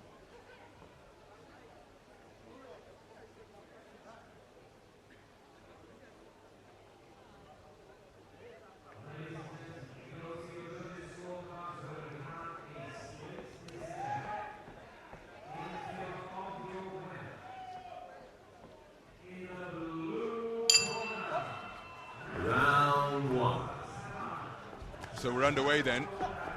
Action in the round of 32 in the men's 67 kilogram welterweight division. It's a contest between boxers from India and Moldova.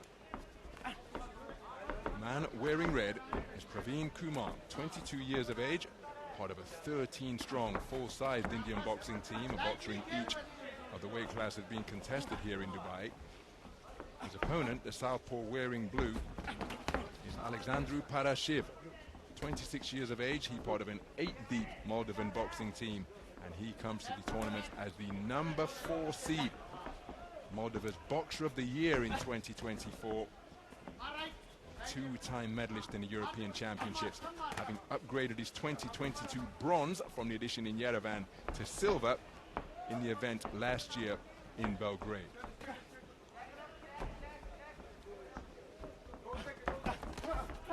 Right hand not too far away from Kumar.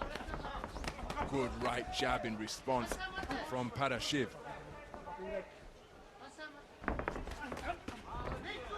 Flashing left hand out of the southpaw stance was a hook fired in from Paraschiv.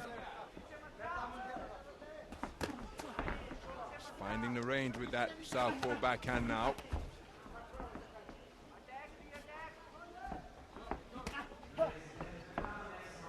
Halfway stage of this opening round. It's a strong left cross to the body of Kumar. He got his campaign here at the Dubai World Championships off to a winning start yesterday over in Ring A, but the southpaw straights and hooks just beginning to measure him now from Paraschiv as another right hand gets through. Left cross is landed from Paraschiv once again, and he's just beginning to settle into a little bit of a rhythm here now. Turns orthodox, lands with the left hand before backing out to his more comfortable southpaw stance and ramming in a stiff lead right hand. Drops down to the body, counter-attack, and down to the canvas after the legs came together. There was a shot upstairs from Kumar as well, but no count issued in the direction of Paraschiv.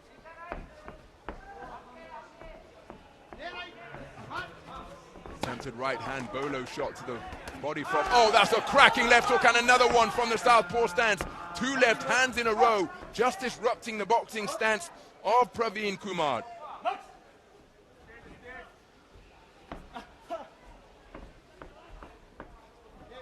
So closing seconds of this opening round. Left cross again, followed by a slapping right hand from the southpaw in blue.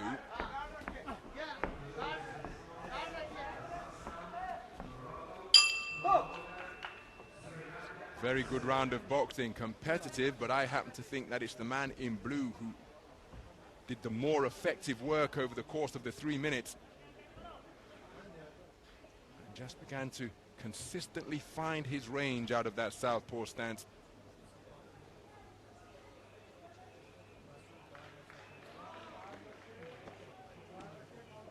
Legs coming together, causing that trip to the canvas for Paraschiv, but he really did work the body well. And a couple of flashing left hands from the port-sided stance as well. So a clean sweep of the cards, including a 10-8 round in favor of Paraschiv from judge number 3. Seconds out.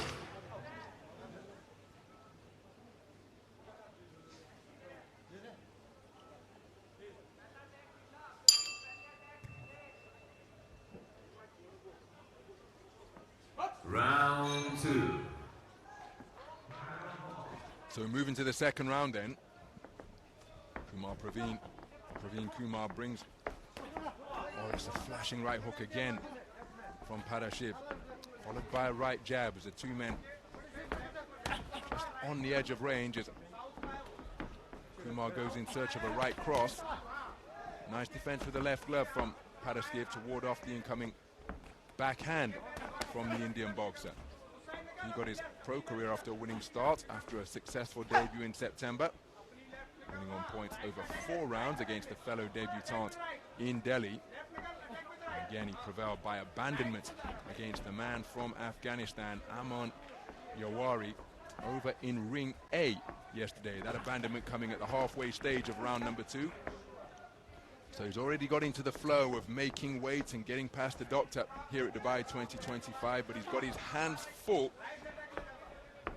with the experienced operator, Alexandru Paraschiv, the tournament number 4 seed. Left hand through the guard, followed by a right hook around the corner, and then 2 shots down to the body before a flashing right hook to the jaw from Paraschiv. Have to credit the competitive spirit being demonstrated by Kumar. He went in search of his get-back after being scored upon during that previous cluster. Kumar's accuracy just decreasing a little here, finding Paraschiv difficult to catch cleanly, but he's seeking to continue to press.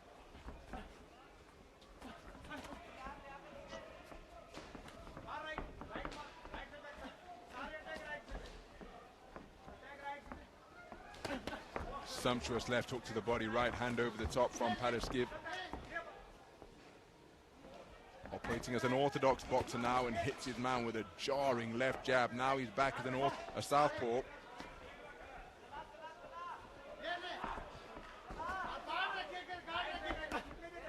Left hand not too far away out of the southpaw stance from Paraschiv.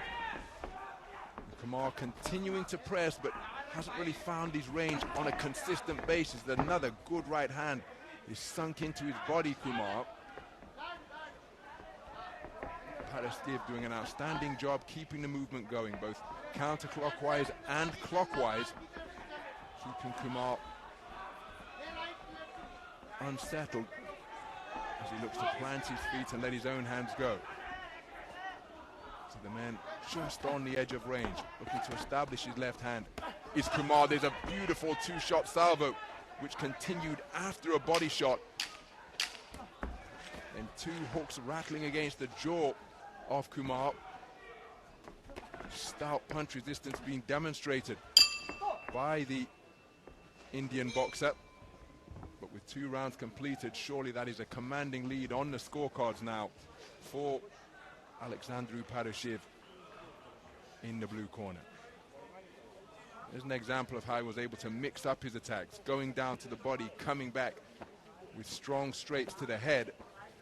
Remember, we had a 10-8 round returned in the first round, and if anything, for my money, this second round was more dominant for Paraschiv. So will we see more 10-8 verdicts returned? Remember, in IBA scoring, it's 10-9 for a close round, 10-8 for a clear winner, 10-7 for total domination. And on the scorecards of judges 3 and 5, we have indeed had 10-8 scores returned in favor of Alexandru Paraschiv. He's in a commanding position with 3 minutes of boxing remaining.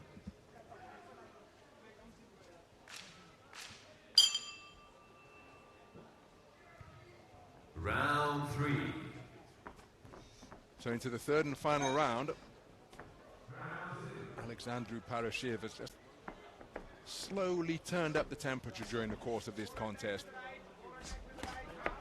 Counter-punching has been very effective indeed. He's always just on the edge of range, so that in the event that he draws the lead from his opponents, his quick feet and accuracy allow him to counter just like that, turning his feet while in the pocket and straightening out a wonderfully stiff lead left jab. Now he's back in his southpaw stance.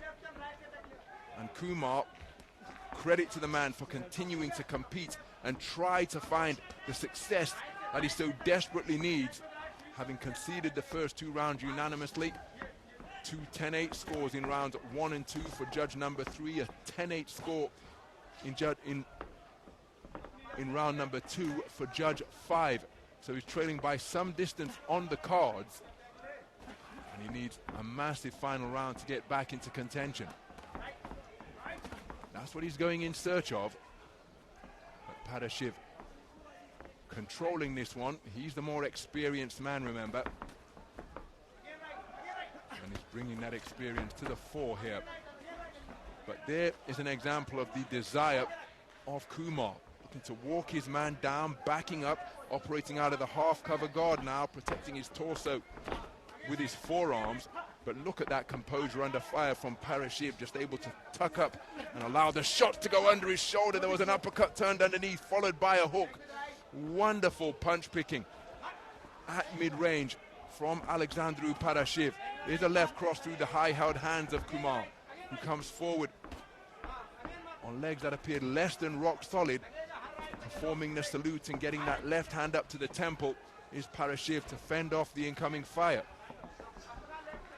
And again, the lateral movement has been a joy to behold, both clockwise and counterclockwise from Paraschiv.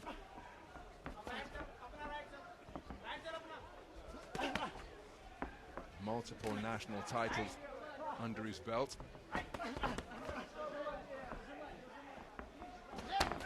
Good right hand driven into the body from Kumar, looking for a bolo right uppercut. It just grazed the glove defenses of Paraschiv.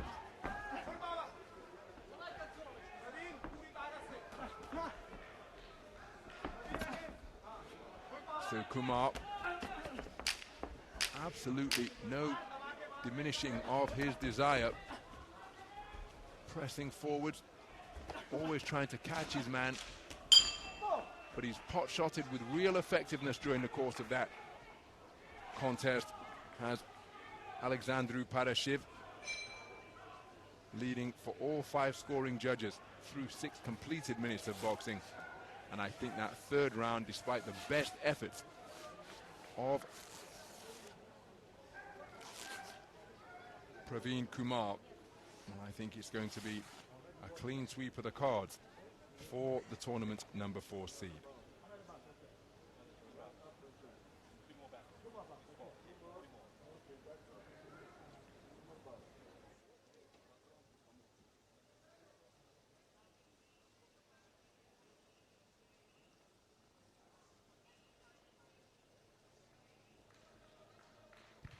And the winner of this bout, on points by unanimous decision, here the boxer in the blue corner, Alexandru Paraschiv, Moldova.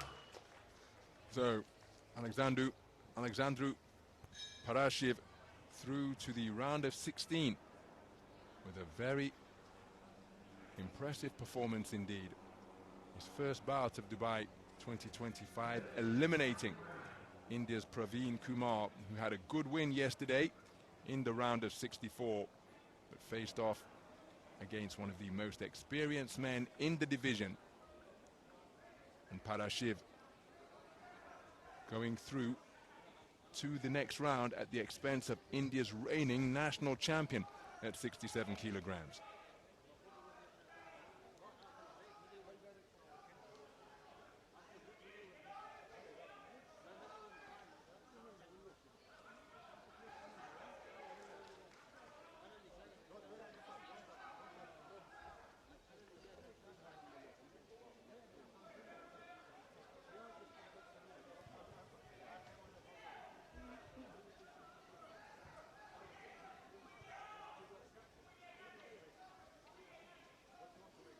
Bout number 77 in the ring B.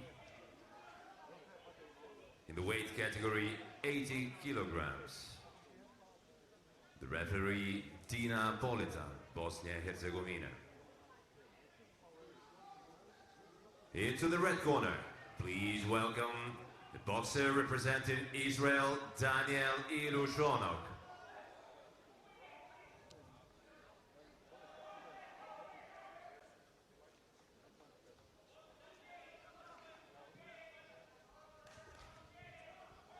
And in the blue corner, representing French Polynesia, Please welcome Tautuari Riccardo Norman Nena.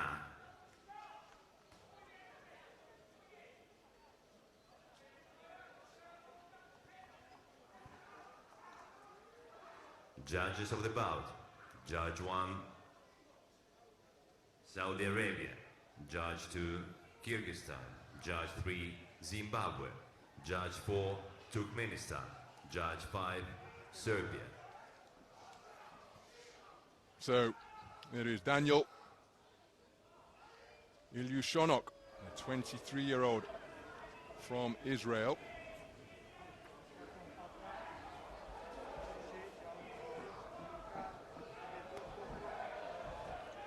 His opponent is 34-year-old Tautuari Nena from French Polynesia.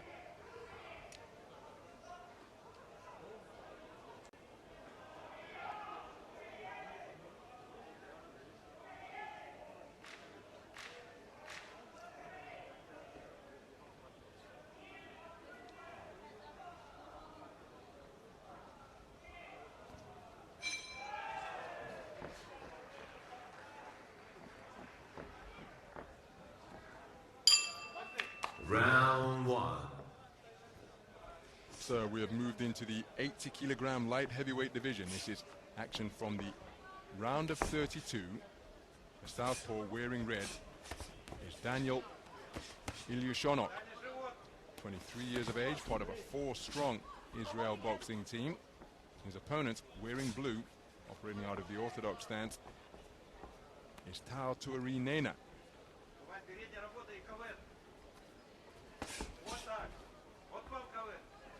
So Tautuari Nena just looking to drive in those right hands to the body. He comes to the ring as the Oceania champion, having claimed gold at 80 kilograms in the Oceania Championships that were hosted in his homeland early this year. Had a good win over in Ring A against Sri Lanka to get his tournament underway yesterday. His opponent, Danil Ilyushonok, is a hugely experienced operator. He competed at the Senior World Championship last year at middleweight and the 2021 World Youth Championships at the same weight. Multiple European Championships and titles on the national scene all the way from schoolboy through to senior level.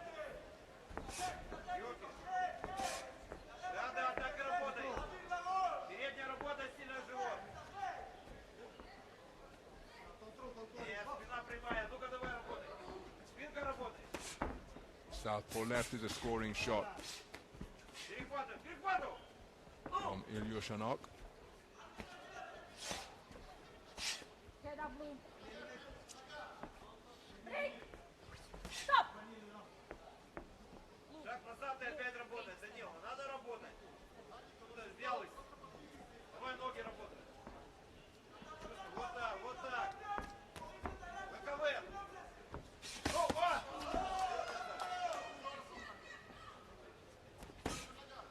Left hand is accurate in between the high-held gloves. There's the same shot once again from Ilyushonok.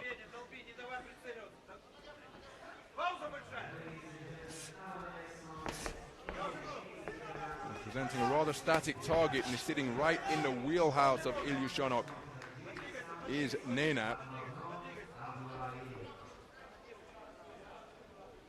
Having enjoyed that little burst of successful punches, Ilyushonok just electing to go walkabout in the closing seconds of this opening round.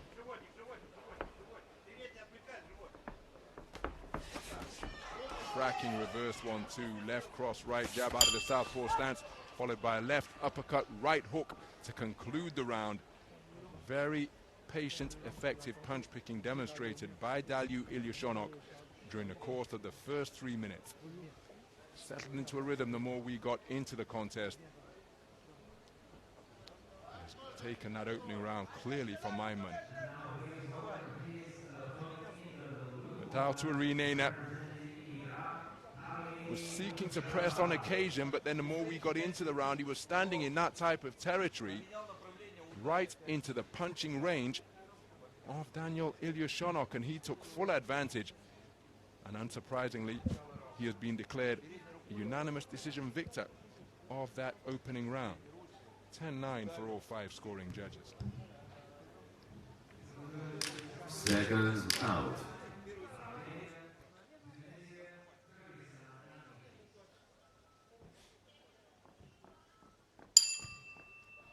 Round 2.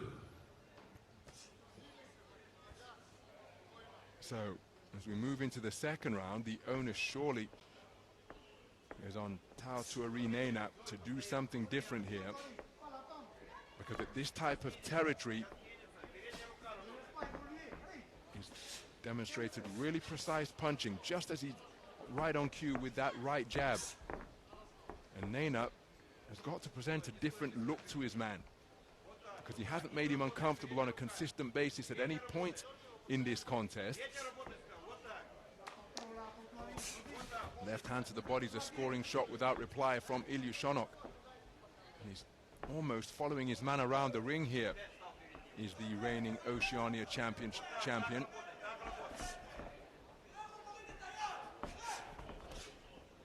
So that allows Ilyushonok to take a look, and he scores with a spearing left cross, and then again is away without reply. He's got to pick up the pace here. Has the man from French Polynesia.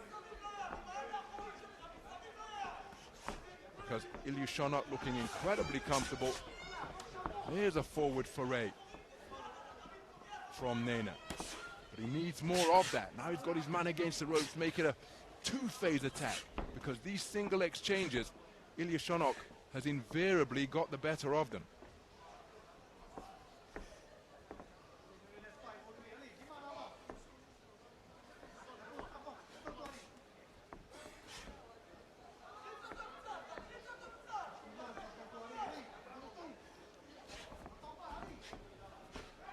Well, you get the impression that Ilyushonok could box all evening at this type of tempo, because Nena is not doing enough on a consistent basis with his punch output or with his pressure or presence to make the man uncomfortable. Standing, waiting, I'm not quite sure whether he's looking to play counter-puncher. And of course, if you are the counter-puncher, it takes a strong left cross to the body from Ilyushonok. There he did get through with a shot, and look at the response it brings. Gets on his bike, does Ilyushonok, but scores effectively out of the corner with a reverse 1-2. Left hand came first, followed by the right out of the southpaw stance, and the referee issuing a standing 8 count because it caught the advancing Nena flush. But again, if you're going to play counterpuncher, you've got to try and draw out that lead and then let go the shot you already had planned. Even though counterpunchers appear to strike second, none other than the late great Pernell Whitaker, multi-weight world champion and professional Olympic and the Olympic champion LA84, as Nene gets through with a good right hand. He said that the counterpuncher already knows what punch he's going to throw before he draws the lead from his opponent. On Nena, with a couple of solid shot successes in the second half of the round, but for the most part, surely the output and the pace was too low.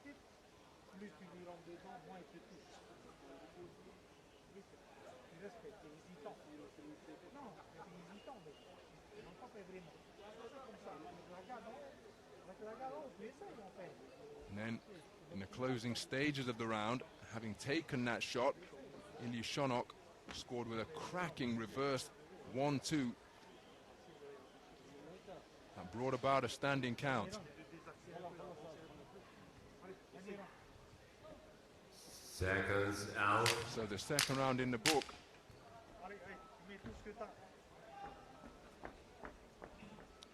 And it's another clean sweep of the cards for the man from Israel. Round 3.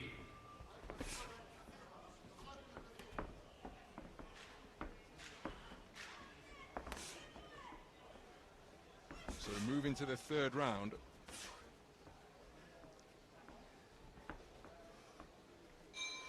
And Tao Tuari Nena surely has got to do something different here. And up at 80 kilograms, these guys can really pack a punch. So there's always the possibility that a single shot could end it, but he's got so much experience. I'm not sure that Ilyushonok is going to stand there and allow himself to be knocked out, because the onus isn't on him to engage. He's piled up a commanding lead, having returned two 10-8 scorecards in round number 2. Right hand to the body was a scoring straight shot from Nena. Good burst of punches to the body before bringing it up to the head from Nena, from Ilyushonok. Neither man heeding the command to stop, despite the instructions from the referee. Good right hand to the body from Nene. Now, has that hurt Ilyushonok? He's got on his bike, he's not punching, and he's dropped his hands. Does he recognize that? Can he go in search of it and look to score to the same place once again? At the halfway stage of the round, and the clock is the friend of Ilyushonok, and look at how he's breathing at the moment. A moment ago his lips were pursed, now he's opening the mouth just to get some oxygen into the lungs. Has the moment for Nena passed, because he appeared to hurt his man with a good right hand to the body? He of course closer than I, and maybe didn't sense that, but that's certainly what it seemed like from our ringside commentary position here at the Dubai Duty Free Tennis Center.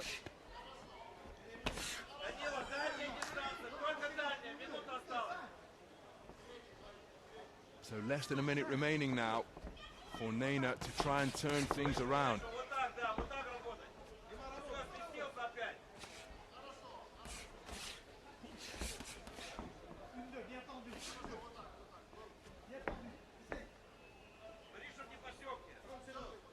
And again, it's difficult to discern the tactics, because look at that, Ilyushonok literally up on his toes and going for a jog here on this Friday evening. And I'm not quite sure how Nena was intending to win this contest when he's not letting his hands go. The punch output hasn't been consistent enough. The pressure hasn't been sustained. And now on the 10-second clapper, he's digging away downstairs, but surely he needed this type of urgency. Certainly from the start of the round, he's letting his hands go with abandon in the closing 10 seconds of the round, but for my money, that's going to be a classic case of too little, too late. And the Oceania champion, well, I wonder how he's going to reflect on that contest when he and his team go back to the locker room. Because the man clearly has ability, but he hasn't really made life uncomfortable for Daniil Ilyushonok of Israel. On one occasion, he appeared to bring about a response when he scored to the body downstairs, and then just allowed Ilyushonok to maintain the gap between the two of them. So I think this has been an easy contest for the 5 scoring judges to score, and simply not enough work until this cameo at the 10-second clapper. No points by unanimous decision. Here the boxer in the red corner, Daniil Ilyushonok, representing Israel. So, a unanimous point decision victory for Daniil Ilyushonok at the expense of Tao Tuari Nena, the Oceania champion. Simply not busy enough during the course of that contest. Showed flashes of what he could do, particularly in the closing stages when he went for it on the 10-second clapper. But despite appearing to hurt his man to the body, didn't press home what could have been an opportunity. And it's Daniil Ilyushonok who goes through to the round of 16 in the 80-kilogram light heavyweight division. Some of the action from that contest.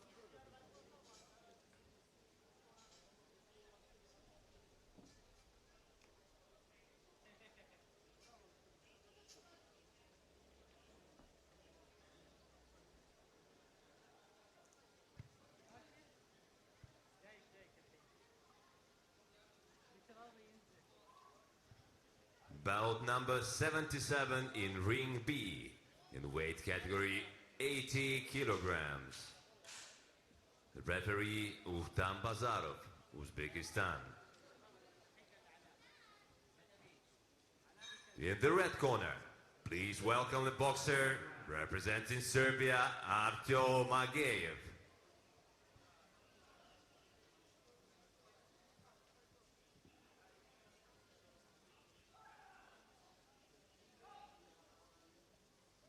And please welcome his opponent in the blue corner, representing IBA neutral Colombia, Juan Diego Ortiz.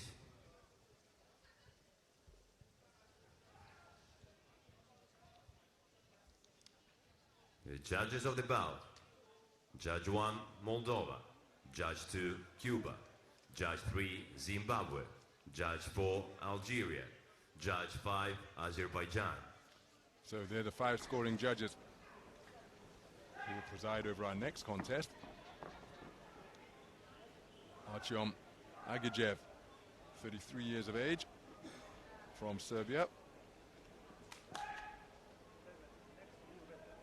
Transferred to Serbia in 2020 from Russia. His opponent is Juan Diego Ortiz, 29 years of age, from the IBN Colombia team.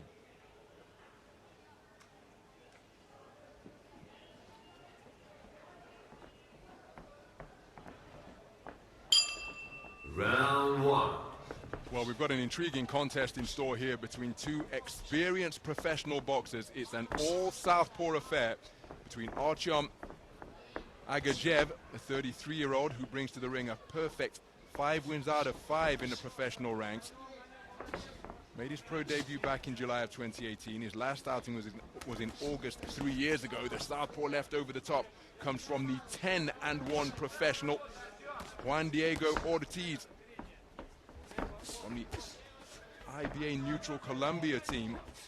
And of those 10 victories on his 10-1 ledger, 9 of them have come inside the distance for a 90% KO ratio. Made his debut in August 4 years ago. His last fight was as recently as August of this year. He has switched down or back to the 3-round format and competed in the Bogota Elite Championships as recently as last month. So 2 accomplished, hard-hitting light heavyweights here in action in the round of 32. Look at the feinting on the edge of range. There's a stab jab to the body, a scoring shot from Ortiz, and then a left cross upstairs. My goodness. Landed with a bent arm, but he got real leverage behind it, did Ortiz. Agejev took it well. Counter left hand is a scoring shot from Agejev. Good right hand bolo shot to the body was the final shot of that 3-punch cluster from Ortiz, and he's targeting the body consistently, thrusting out a right jab. Effective defenses behind the high held glove from Agejev.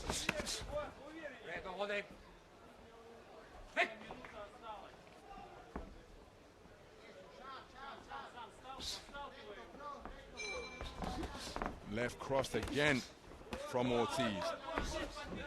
Agejev just moving away, or excuse me, moving counterclockwise to his right. That left cross, though, proving to be a dangerous weapon in this opening round. Ortiz going in search of it once again, but he's jabbing down to the body once more. Stepped in with the left cross with full commitment, but it went over the shoulder of his opponent.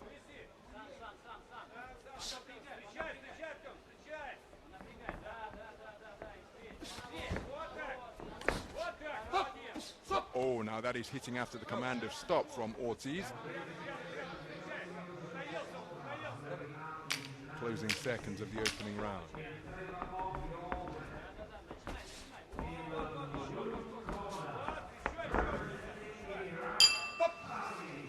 Competitive round of boxing between 2 experienced operators there. No, I happen to think that the man over in the blue corner was did the more effective work. Jab to the body was consistent. Agejev was in the round. I'm just not sure that he did enough to win the round. But what say the 5 scoring judges? It was competitive, but I thought shots such as that and the thrusting right jab to the body were enough to give it to the boxer in blue. But the scoring judges see it differently, and it's a 4-1 split in favor of Agejev. Only judge number 4 preferring the work of the man from representing Colombia. Seconds out.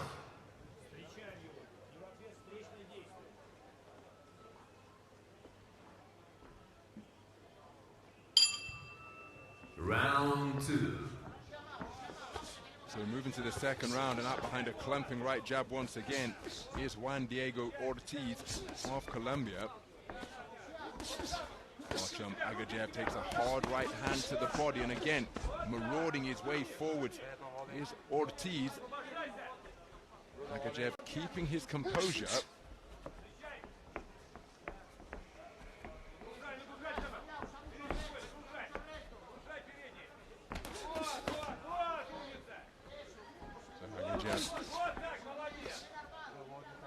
Continental success back in 2022 as the light heavyweight champion of the European Championships from the edition in Yerevan, Armenia.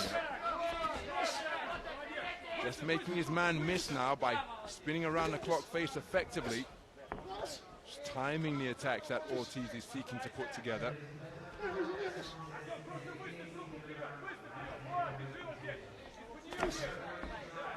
Solid right jab. Pushed in by Ortiz.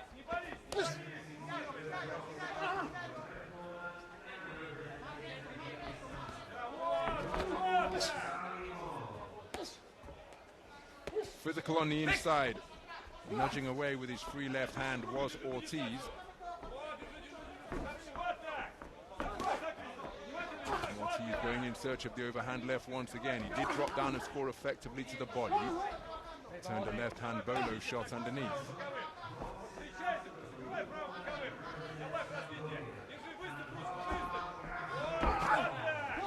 And he really is committing to this left hand now, but the accuracy is decreased from Ortiz. Trying to bring it up from out of the line of sight now. Another overhand left goes over the shoulder of Agejev.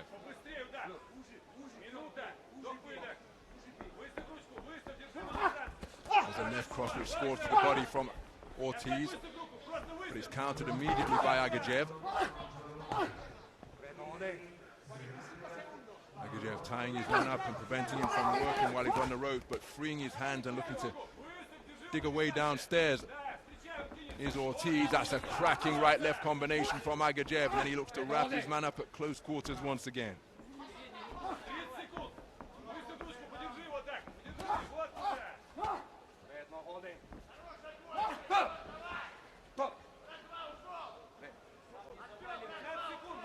That's a stern talking to from the referee in the direction of Agejev. Right back into the pocket, marches Ortiz. Did catch his man with a left cross on that occasion. Is physical on the inside once again. Looking for the counter right-left combination is Ortiz. Another competitive round of action in that second stanza. Now remember, the first round was taken on a 4-1 split by the man in the red corner. I thought the work of Ortiz merited a little more than that, but how will the second round be scored? Agejev with some eye-catching straights after making his man miss. So another competitive round of boxing in that second frame. And again, Ortiz's body work, well again, it's only been rewarded for one judge, so second consecutive round we've had a 4-1 split in favor of Artyom Agejev, which means that crucially from his perspective, 3 of the scorecards see him ahead 20 points to 18. 2 judges have it level at 19 points apiece, Judge 2 and Judge 4. Round 3. So as we move into the third and final round, the man wearing blue, Juan Diego Ortiz, who entered this tournament with experience from the fantastic, oh, that's an overhand left which just grazes the jaw of Agejev. Mentioned the Continental Championship success of Agejev. Used to box in World Series boxing, did Juan Diego Ortiz. A fantastic tournament featuring 5-round boxing between the best IBA-style boxers on the planet. On either side, or during the era when it was contested, IBA-style boxing was contested in a head guard. So it was a real treat to see the guys at that era fight over the longer duration without the head guard. Head guards removed, of course, after the 2012 Olympics in global competition. So by the time we got to the 2013 World Champs in Kazakhstan, head guards are no longer a feature. Working to both body and head is Ortiz. Remember, he needs a massive final round here, but his accuracy just betraying him a little bit. Agejev walking a bit of a fine line here because he's claimed his man once more, and the referee has spoken to him on a couple of occasions about holding.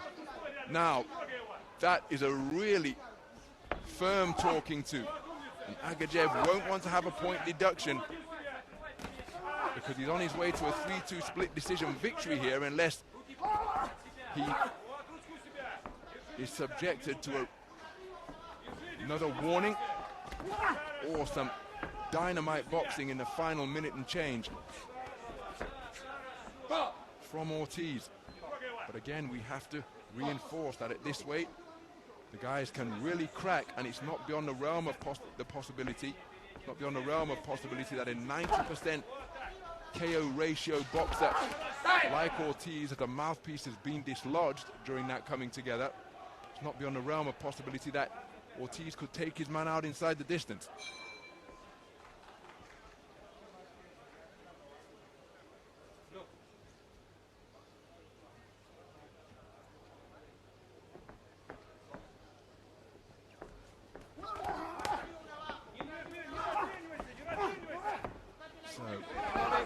That's a low blow from Ortiz, which just dipped the knees of Agejev. Referee not penalizing it. There's an overhand left and followed by a right uppercut, and he's letting bombs go from both flanks is Juan Diego Ortiz in a bid to overturn the deficit that he faces, and he has certainly got the weaponry with which to do. Oh, what a right hand, and another one after the command of stop, and the count was going to be issued. The first right hand dipped the knees of Artem Agejev, and as he was getting back to something resembling upright, another right hand came thundering in out of that southpaw stance, and this is a long count now, which has really helped Artem Agejev. My goodness, what a storming conclusion to the round and the contest.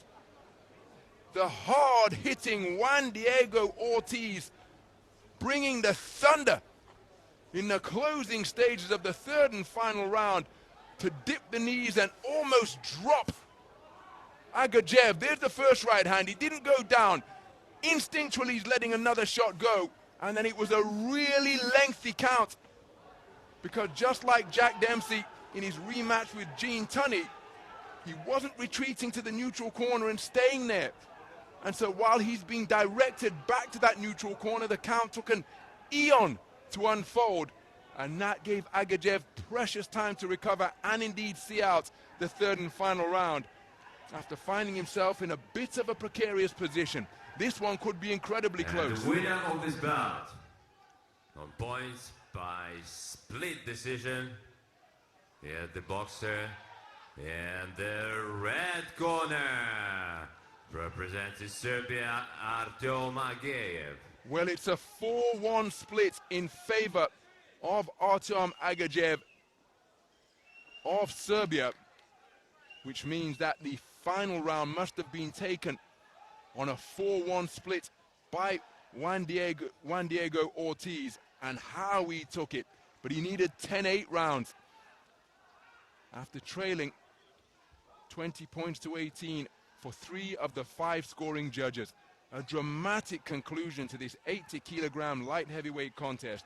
But it's Artem Agejev, who goes through to the round of 16.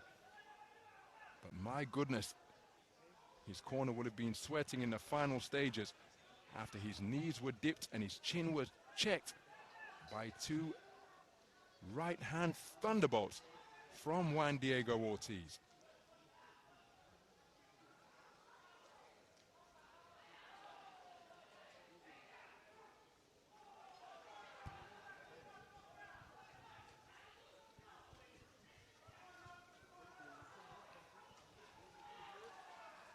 Bout number 78, in the ring B, weight category 80 kilograms. The referee, Mr. Stephen Masiambumbi, Zimbabwe. Into the red corner, please welcome the boxer representing Kyrgyzstan, Ulu Omurbek Bekjigit.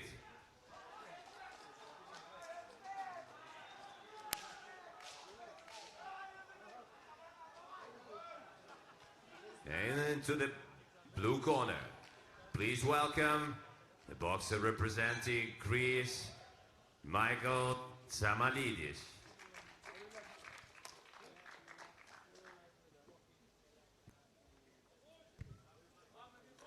Judges: Judge 1, Algeria.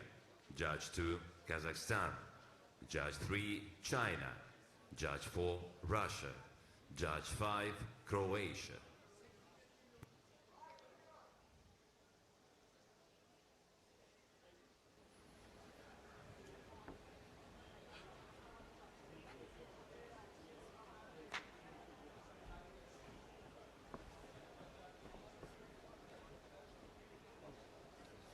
So there is the familiar IBA boxing figure of Omurbek Bekjigit Ulu.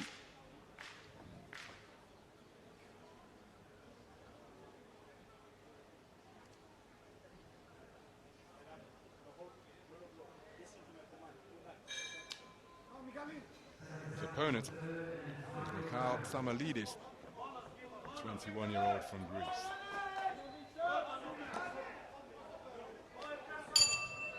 Round 1. So we're underway, and it's a bright start by the man in blue in this battle of boxers between Kyrgyzstan and Greece.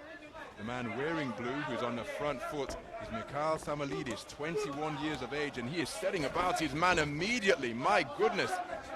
And a man who's being put under pressure in the early stages, just spinning off the line effectively, keeping his composure, is Omurbek Bekjigit Ulu, part of a 6-strong Mongolian boxing team. Comes to the ring with plenty of experience under his belt. It's his 4th consecutive appearance at an IBA World Championships, and ever present since the edition in Yekaterinburg. He was then in Serbia and Tashkent 2 years ago, multiple national titles under his belt. And that is also the case for Mikhail Tsamalidis. It's actually a rematch from the World Championships 2 years ago, because in the second preliminary round, Mikhail Tsamalidis was eliminated by Omurbek Bekjigit Ulu. So they know all about one another. Oh, and this perhaps round 4 is a cracking left hook sunk beneath the right elbow of Tsamalidis by Bekjigit Ulu.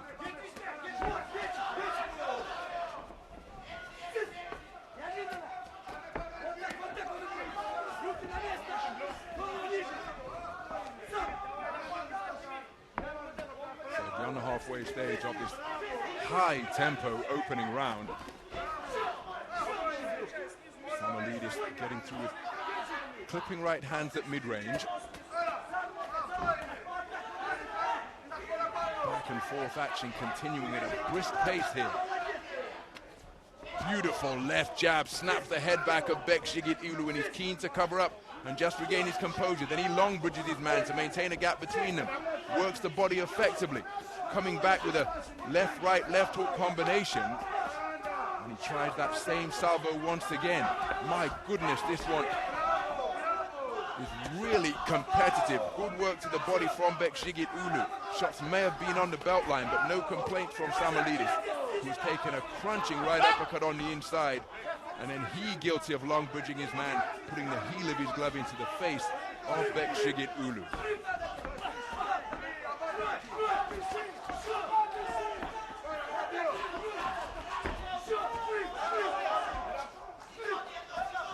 So a little bit of distress seemingly encountered by Bekshigit Ulu, was keen to cover up and hide behind high-held gloves, but he was out of punching range.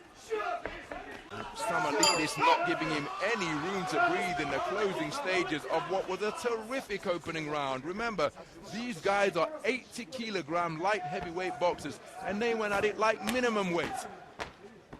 Incredible punch output. It was Samalidis who set about his man right from the opening bell. Bekshigit Ulu began to establish his timing and distance, but I'm not sure that he's done enough when you consider the strong conclusion to the round by Samalidis to take this opening round. He was certainly in the round, but I think Samalidis did the better work. Remember, we've got 5 scoring judges, the 10-point must system being used, and 4 of them have preferred the work of Mikhailis Samalidis after a cracking opening 3 minutes of boxing.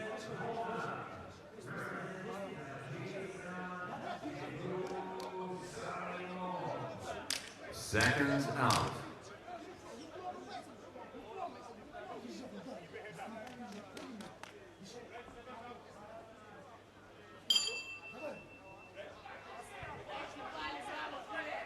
Round 2. So we move into the second round. The first round was taken on a 4-1 split by Mikhail Samalidis, 2022 European Youth Championship gold medalist at 80 kilograms in the edition in Sofia in Bulgaria. At the Under-23 Championships last year in the same city, he participated in that continental event. Check left hook was an effective shot from Bekshigit Ulu, but he's been driven backwards once again by the incessant front foot pressure of Samalidis. There he scores down to the body, but look at the uppercut being turned underneath by Samalidis, and it's resulting in a fantastic trade-off. But Samalidis, for my money, getting the better of it with some eye-catching shots over the top and underneath, as the two men continuing to let their hands go furiously in the middle of the boxing ring. My goodness. They say that familiarity can breed contempt as a shot lands on the hip from Bekshigit Ulu, and that just backs up Samalidis. Was he hurt to the body downstairs? Another right hand sinks in. Repeated body shots being blasted to the belt line of Samalidis, and they appear to be slowing the man down. What an adaptation by Bekshigit Ulu. And Mikhail Samalidis, his punch output has dropped like a stone. Right hand comes crashing through the middle from Bekshigit Ulu. And he takes a breather to back off, grinding his way forwards. Here's Samalidis once again, just beyond the halfway stage of an utterly absorbing second round. Good right uppercut to the body once more from Bekshigit Ulu, countered by a left hand from Samalidis. And Samalidis appears to have weathered his bad patch and is back onto the front foot once again, looking to back up the man from Mongolia. There's another shot which threatened to stray below the belt line from Bekshigit Ulu, and the two men letting their hands go at a furious clip. Uppercuts and hooks being ripped into both body and head. And still a minute remaining in this second round. Well, they know all about one another from the previous edition of the World Championships. And I don't think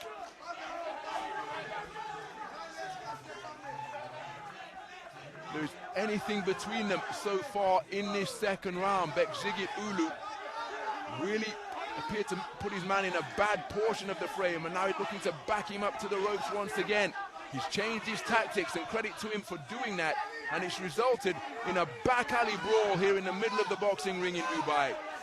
It's terrific two-way action that has been of the non-stop variety. Shouldering his man forwards is Bekshigit Ulu. 10-second clapper, barely audible. As willing his way forwards once again is Samalidis. What a round, my goodness. And the briefest respectful touch of gloves from Samalidis. He didn't have anywhere to walk, being near his own corner, and he's perhaps thankful for that, because Both men testing the conditioning of one another during what was an absolutely torrid second round. Fantastic response by Bekjigit Ulu, having conceded the first on a 4-1 split. Now, for what it's worth, I happen to think that bad patch that Samalidis seemed to go through when he was apparently hurt to the body, I think that portion has been enough for Bekjigit Ulu to take this second round. But what say the judges? And that's exactly what has happened. He's taken it on a 4-1 split. And so that means the distribution of scores sees it all square.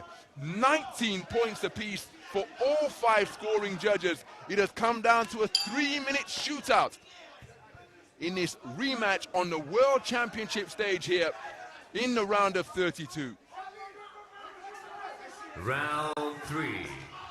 Into the third and final round we go, in a contest where the momentum shifted around. Oh, that's a good right hand over the top once again from Bekjigit Ulu, but the momentum appeared to shift approaching the halfway stage of round number 2, because Omabek Bekjigit Ulu, the man from Mongolia, had real success to the body.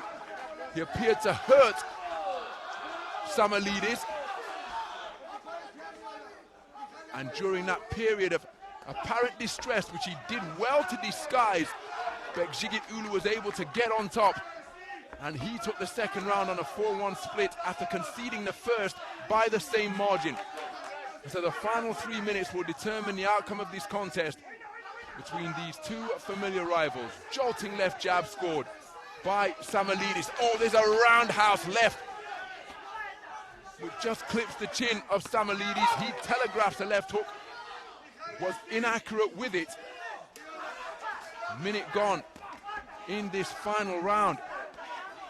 Both men have given an awful lot through the first 7 minutes of action.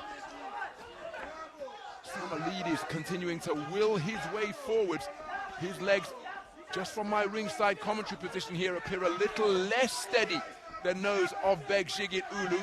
Can Bekjigit Ulu dig down to the body to test his resolve and conditioning once again? As Samalidis, look at the circular motion that jab took back to the on-guard position. It went out straight, it came back by the kneecap. And that often the sign of a fatiguing fighter. Punches losing snap, and you'd expect nothing less when you consider how much both of these men have given in pursuit of victory here on the World Championship stage. Minute remaining in the final round, and a burst of sustained quality here from either boxer could well be decisive, as Bekjigit Ulu scoring to the body effectively. Samalidis looking to respond on the inside with his own bent-arm work at close quarters. Hammer and tongs punching from both boxers. Crisp right hand from Bekjigit Ulu, just stepping out of the breach, taking in a big lungful of oxygen before biting down and re-entering the fray is Samalidis. Each man keen to show the judges that they are not going to be the one who stops working, that their desire is greater than that of their opponent. It's an absolutely fantastic affair that has taken on an attritional quality, as both men fighting through the fatigue. Quality right hand landed by Bekjigit Ulu, and again able to bob and weave, but then put on the end of a flicking right hand from Samalidis. Slapping left hook is the final shot of the contest. My goodness, what a fantastic affair, and the body language of both boxers and their teams suggests that each think that they have done enough. It's an incredibly hard-fought contest between two familiar rivals where there was absolutely nothing between them. Samalidis took the first round on a 4-1 split. Bekjigit Ulu responded in the second round to take it on a 4-1 split, and in the final round they met one another in the middle of the boxing ring and worked away for the entire 3 minutes. This one could well be split. Which way is it going to go? Bekjigit Ulu just produced perhaps the better quality overall in the third, but it's incredibly close. And the winner on this bout, on points by unanimous decision, is the boxer in the red corner, And it's Omabek Shigit Ulu, who has earned a repeat victory on the World Championship stage over the man he eliminated back in the edition in 2023. You have to feel for Mikhail Samalidis. He came out storming. He's bitterly disappointed. So too are his coaching team, leaving the ring amid vocal expressions of their displeasure. But the boxers themselves gave absolutely everything in pursuit of victory. All 5 of the judges scoring the final round in favor of Bekshigit Ulu. Michael Samalidis will feel that he deserved a share of it to take it to bout review. But it's a unanimous point decision victory, 5 scores of 29-28. And with it being unanimous, that perhaps doesn't reflect how close and hard fought it was, because Samalidis, make no mistake, was in that contest every second of the way. Bitter disappointment for he and his team, but it's Omabek Bekshigit Ulu who goes through to the round of 16. There he'll face off against the former European champion, Olchem Agejev, in the next round. Bout number 79 in ring B.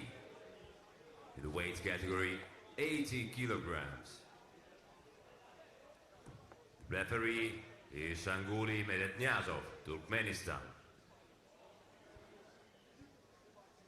Into the red corner, please welcome the boxer representing Uzbekistan, Javokir Umataliev.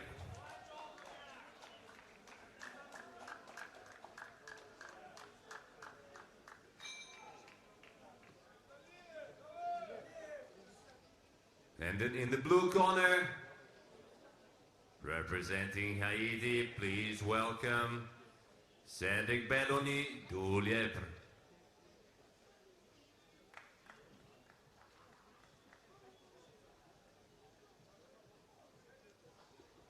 The judges: Judge 1, Cuba; Judge 2, Spain; Judge 3, Serbia; Judge 4, Bosnia-Herzegovina; Judge 5, Saudi Arabia.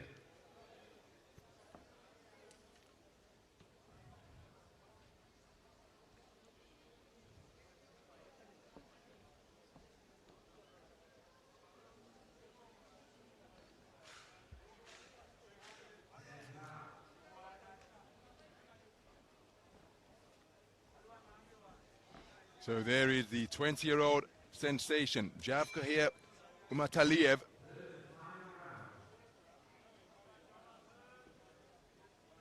His opponent is 26-year-old Cedric Belony-Duliepre. He, the tournament number 4 seed. What a contest we have in store here.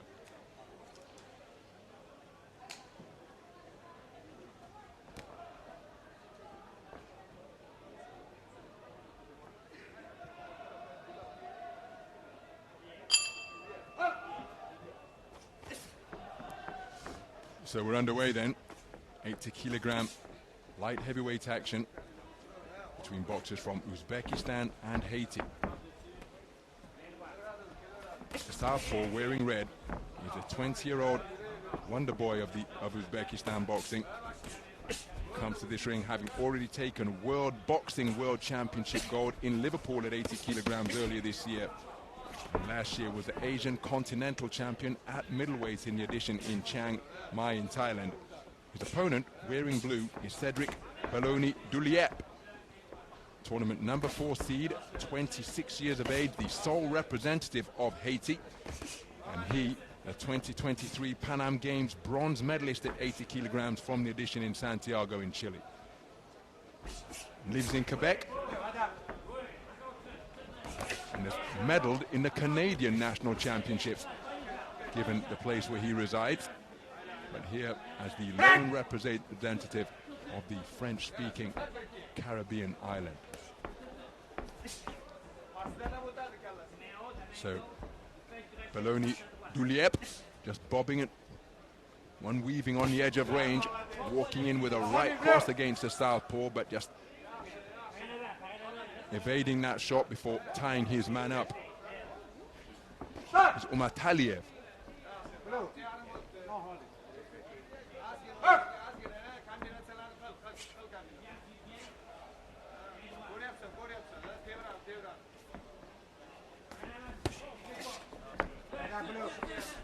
So just beyond the halfway stage of this opening round, changing direction nicely and scoring with effective long straight left crosses to the body is Umataliev.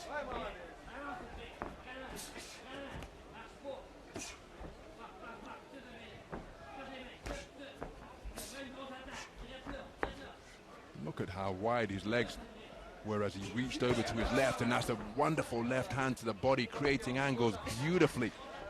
Is Umataliev. How about that for sticking and moving from being up on his toes to stepping into range and landing with a piercing 1-2 combination, followed by another left cross once again for whipping in a bolo left hand to the body. Very good portion of the round put together by Umataliev.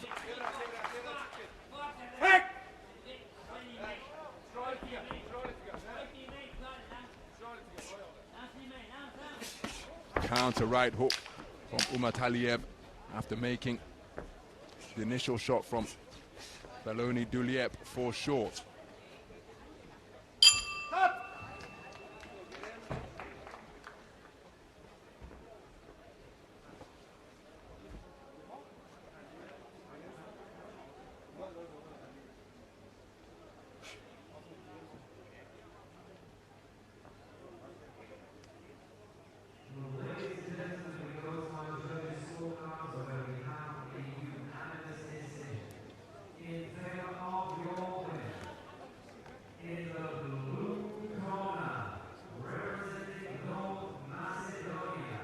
So a clean sweep for the cards for Umataliev after 3 minutes of boxing.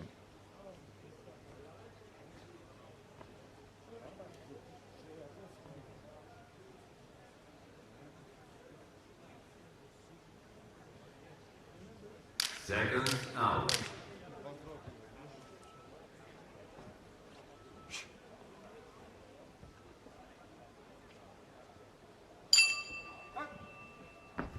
Round 2. So we move into the second round.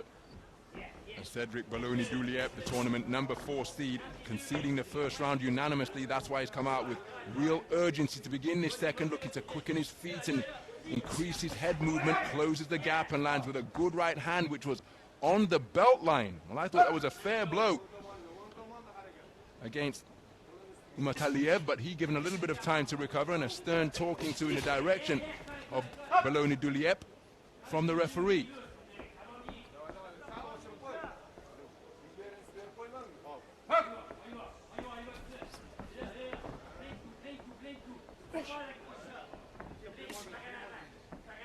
So looking to hold his feet and back his man up with that stiff left cross to the sternum. It's Umataliev, and now he's spoken to about keeping his punches up. Intriguing contest, this one. And now, after just holding his feet a few moments to go, showing his back foot prowess, but he finds Belony-Duliepre right in his wheelhouse, and he had success from close range. Physical on the inside once again. And the 20-year-old is keen to show that he's not going to be out-muscled in the physical exchanges on the inside. And on the resumption, feather-fisted combination being just touched out by Umataliev. Loss of balance from Umataliev, and then a right hand over the top just grazes his chin from Belony-Duliepre. Physical exchanges ensue once again. Left cross through the middle of the guard from Umataliev, but looking to work the body and bring shots through the middle. That's another low blow with the left hand out of the southpaw stand from Umataliev. I think that's a case of sorry, not sorry, because he held his hand out to proffer an apology, but the damage was already done. So just have to ensure that the belt line is visible. It appears that the protective cut just creeping up a little bit. And so that's why the corner man adjusting so that the belt line is clear for all to see. So a minute remaining in this second round. Belony-Duliepre continuing to apply pressure over that front foot, but he's showing that he's really composed boxing off the ropes and from corners with Umataliev.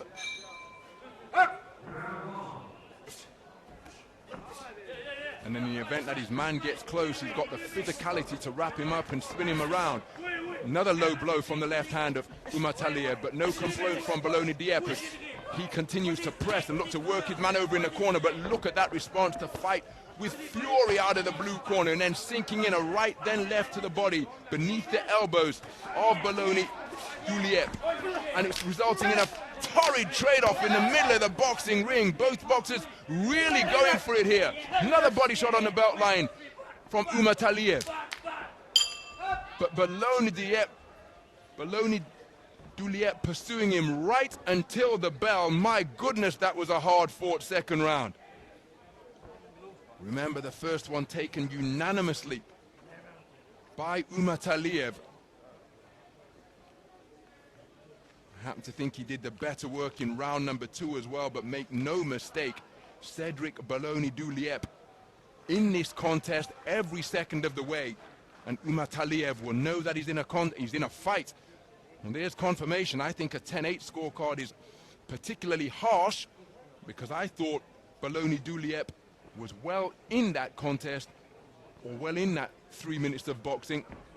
So we've got 4 cards of 20 points to 18. Judge number 3 has it 20 points to 17 with 3 minutes remaining.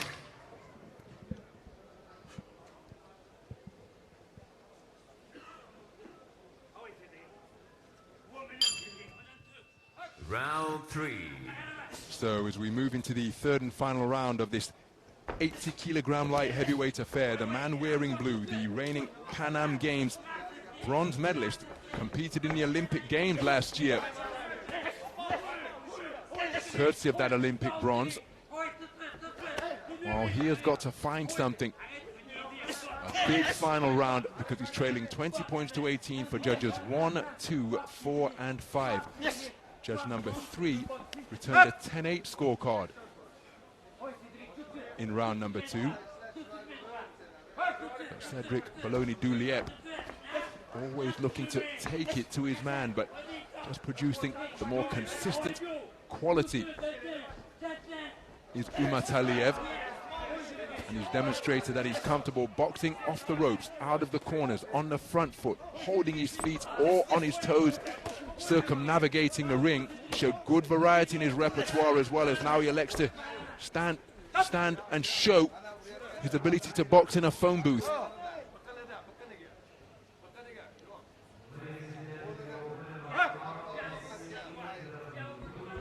Well, he's appeared rock solid, has Umataliev. So too has Cedric Belony-Duliepre. There's a hard right hand driven into the sternum from Duliepre. Check left hook from Umataliev as he spins off the line clockwise. And now, again, just showing a different facet to his fighting craft is Umataliev. Comfortable up on his toes. Comfortable during the roughhouse tactics at close range.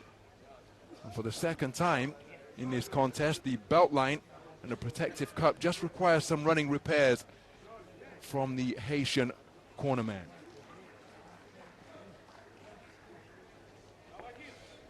So he's got just over a minute to find the storming finish that he needs, Cedric Belony-Duliepre.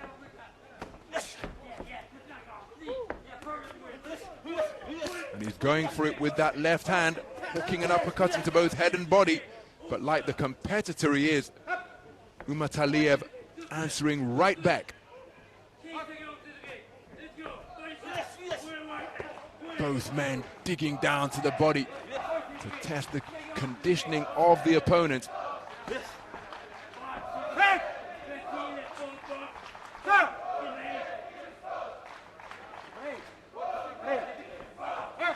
So the clock continuing to elapse here. It's Umataliev now up on his toes on the edge of range. Good whipping bolo shot to the body, and then looks for the same shot once again. Belony-Duliepre continuing to press. Nice defense with the right glove to ward off the incoming left hand. Then made Umataliev miss, but couldn't make him pay. Good right hook off the rope from Umataliev. Nice head movement in the pocket from Belony-Duliepre. Rabbit punch slung in by Belony-Duliepre, perhaps just a sign of his frustration that he was wrapped up in a clinch by Umataliev. And well, I don't think they'll be exchanging Christmas cards, these guys. No love lost between them, as it was hard fought right up until the final bell. Very competitive affair. Cedric Belony-Duliepre having success on the inside, but the man who had greater success for my money was the man from Uzbekistan. Showed a little bit of everything over the course of that contest. Cedric Belony-Duliepre, tournament number 4 seed, competing right up until the final bell, but I don't think he's done enough to be declared a victor here. Conceded the first 2 rounds unanimously, and I think the 3rd round is likely to be scored in a similar vein. Let's get the official particulars at the conclusion of that contest.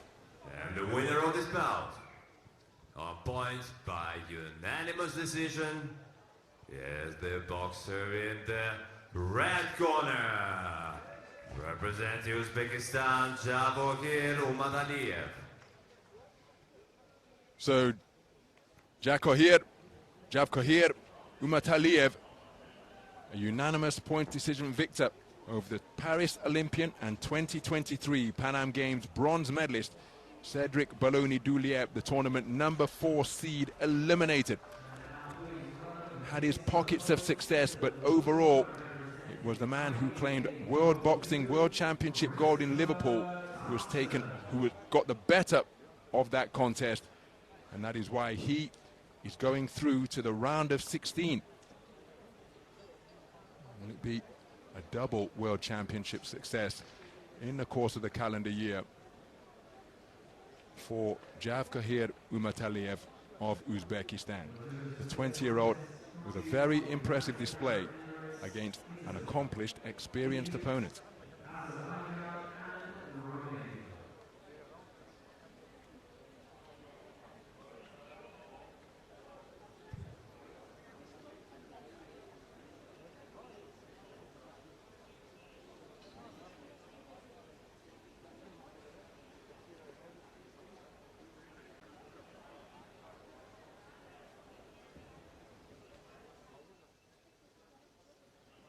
Bout number 80 in ring B, the weight category 92 plus kilograms.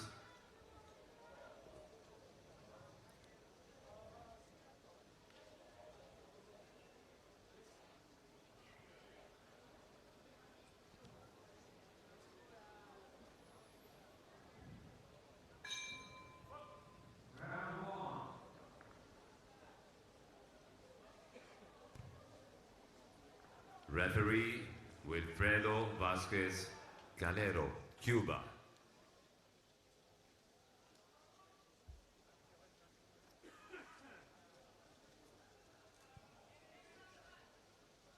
In the red corner, please welcome the boxer representing Iran, Amir Ismaili Vandai.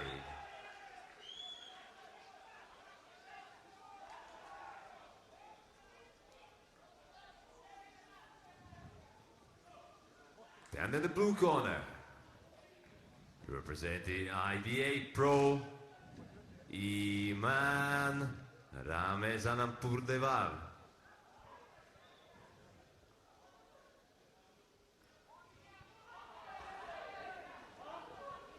Judges: Judge 1, Croatia; Judge 2, Zimbabwe; Judge 3, Algeria; Judge 4, Azerbaijan; Judge 5, Uzbekistan.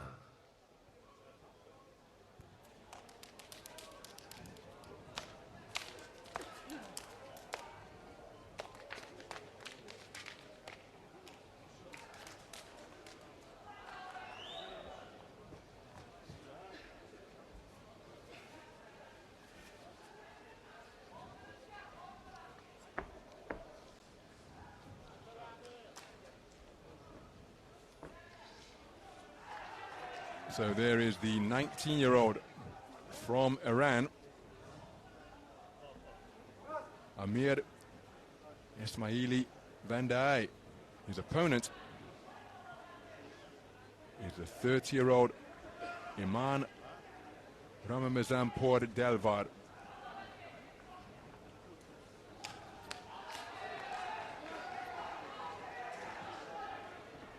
He here is part of the IBA professional team.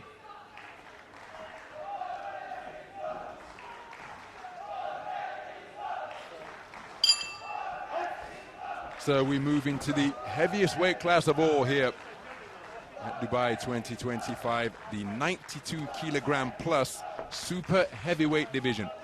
And it featured boxers, both of whom hail from Iran. The man wearing red is 19-year-old Amir Ismaili Vandai. Come to the ring with terrific success under his belt from the youth ranks. Took Asian Youth Gold last year and World Youth Bronze in 2024 in Budva, Montenegro. I was ringside to commentate on that tournament. And it was the eventual champion, Adam Olanyan of Ireland, who bested him in the semi-final. Southpaw wearing blue, representing the IBA professional team here. Come to the ring with a 2-1 professional record, and that is Iman Ramazanpour.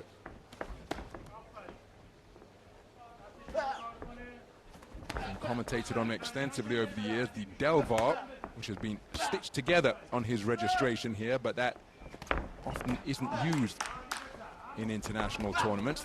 Counter right hand was an effective shot from Ismaili Vandai.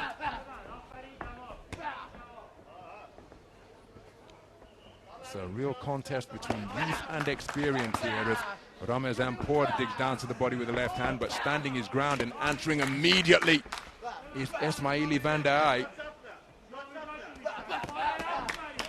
Looking to really test his younger adversary is Ramazanpour. And it's a hard-hitting affair through the first 2 minutes of this round.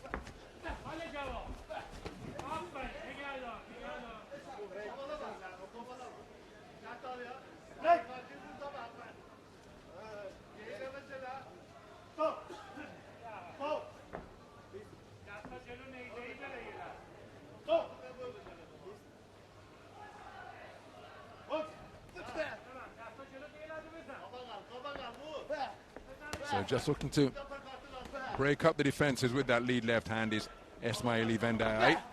Big swing and a miss with the right hand, because stepping back effectively was Ramazanpour, and he came back with a good left hand to the body and then turned it into a southpaw right hook, which cannoned off the glove of Ismaili Vandai.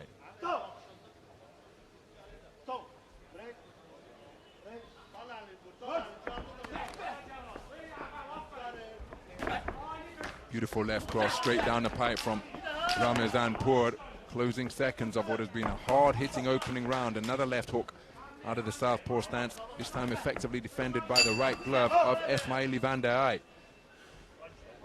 Hard-fought opening round.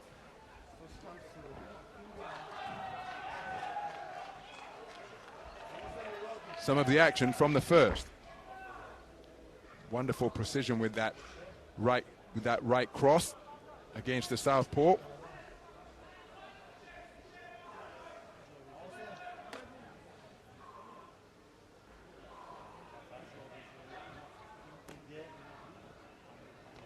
So both men enjoying terrific success. Body work can often be difficult to discern. I hope that it's been rewarded for Ramazanpour, and indeed it has, because he's taken the opening round on a 3-2 split.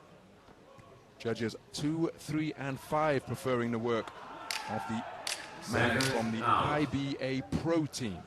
He one of a 7-strong IBA professional team here. There are 3 men representing Iran. Round 2.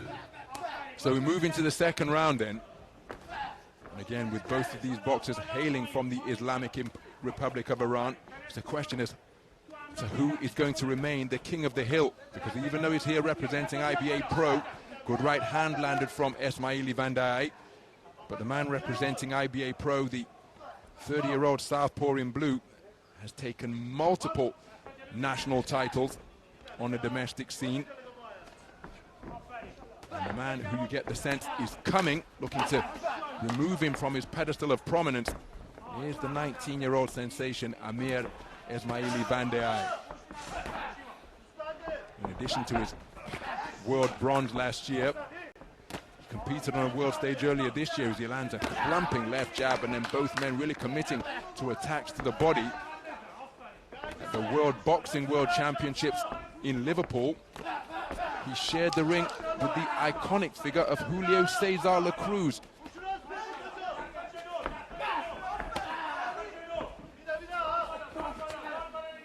But La Cruz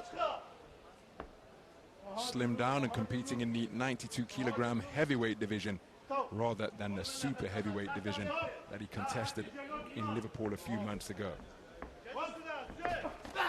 Counter right hand not too far away from Esmaili Vandai. Just over the halfway stage of this second round. Remember, the first was edged on a 3-2 split by Iman Ramezanpour. And in addition to his multiple national titles, I was ringside to commentate on him at the Asian Games, contested in 2023, remember, after the delay to that multinational or multi-sport Asiad. He was a quarter-finalist at super heavyweight.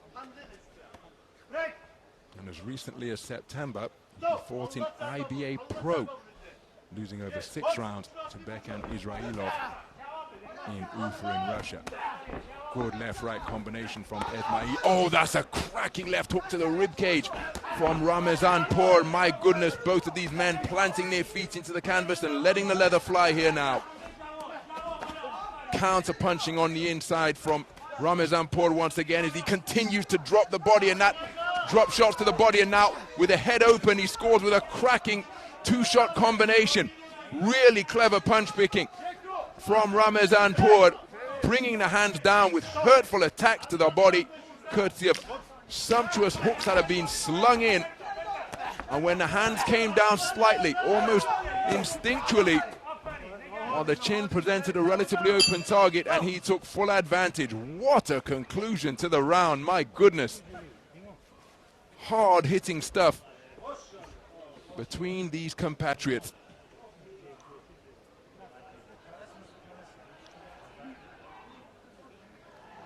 Again, a lot of the contest was boxed in that type of territory. There's a right hand around the corner, but then look at that, slipping to the left and catching his man beneath the right elbow on the counter, and you see how his right hand dropped immediately to protect that flank. Wonderful body punching demonstrated by Ramezanpour. So let's take a look at the scores. So it's a 3-2 split, this time in favor of Amir Esmaili Vandai. So judges 2, 3, and 5 preferring the work of the man in red, which means that going into the final round, there is absolutely nothing between these two boxers from Iran. It is all square, 19 points apiece. And this is a real interesting passage of body language, because Iman Ramezanpour was up off his stool early to answer the bell, whereas Amir Esmaili Vandai was still slumped on his stool or sat on his stool when the bell sounded to begin, or when the timekeeper indicated that the round was to get underway. So Ramezanpour keen to show his younger opponent that he is still fresh and up for the fight here. He's just been put on the end of a right cross. So it's all come down to the final 3 minutes after Ramezanpour edged the first, perhaps courtesy of his more accurate and impressive body punching in the first round. Oh, there's another left hand to the body. Terrific shot downstairs, slung in with bad intentions by Iman Ramezanpour. So a minute remaining, or a minute gone in this final round. And he's continuing to invest heavily in body shots. Here's Ramezanpour just looking to bring the defenses down of his teenaged opponents. And I think the referee is almost being rendered incidental here. So keen are these two men to get back into the fray. What a right hand landed. And then two shots slung into the body by Esmaili Vandai. Left hand to the body in response by Ramezanpour. Blistering back and forth action here. And the referee really having his hands full to keep these two hulking super heavyweights under control. Reverse 1-2. Left-right success out of the southpaw stance from Ramezanpour. Each man keen to let their hands go, and this just a little bit of a gentleman's agreement to take a breather because neither man is looking to free their hands and get busy on the inside. Okay, energy levels have recovered a little bit, and now they go again.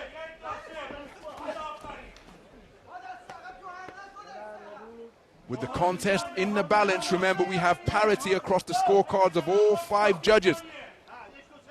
And a moment of quality here could well prove to be decisive. There's another good left hand downstairs by Ramezanpour, but answering with clipping right hands upstairs is Esmaili Vandai. And of course, this division more than any other capable of producing a single shot finish, so both of these boxers are going to have to remain wary of what's coming back when they're letting their hands go.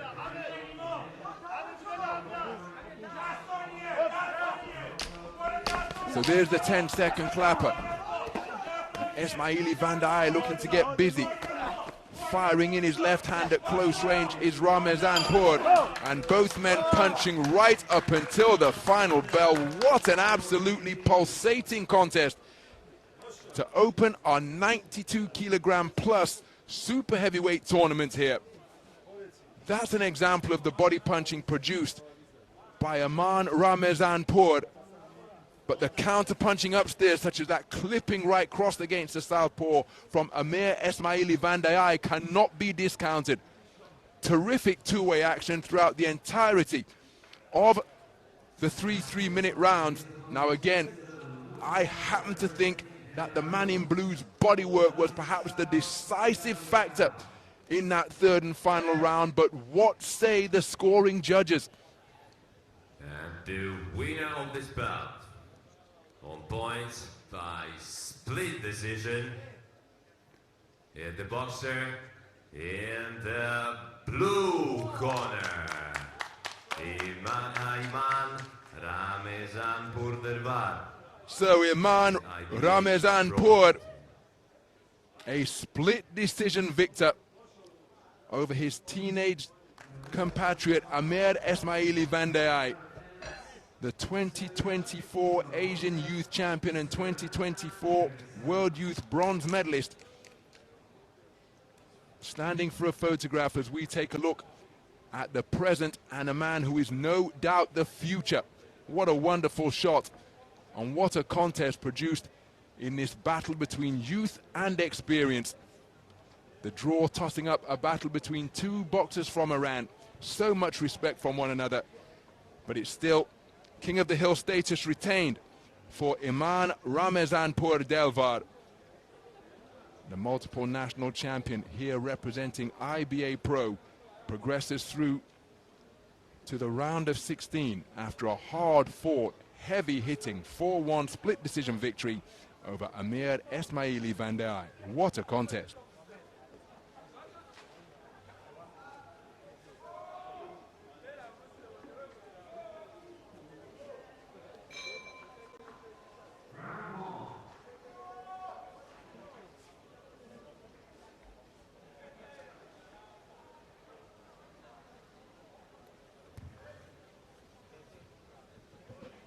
Bout number 81 in ring B, in the super heavyweight category.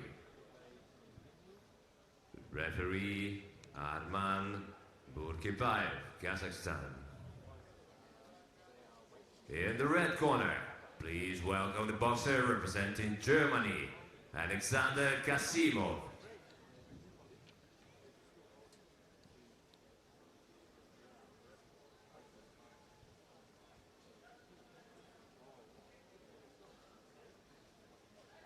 And in the blue corner, please welcome the boxer representing Tajikistan, Muhammad Abroridinov.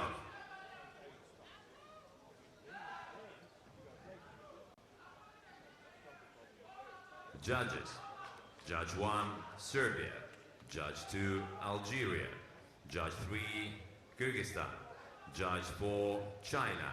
Judge 5, Moldova.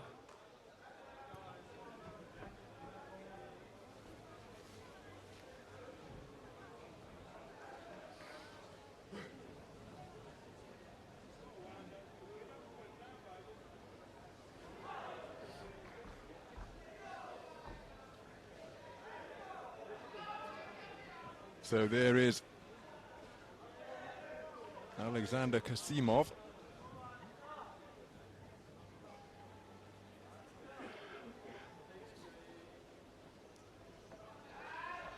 His opponent from Tajikistan.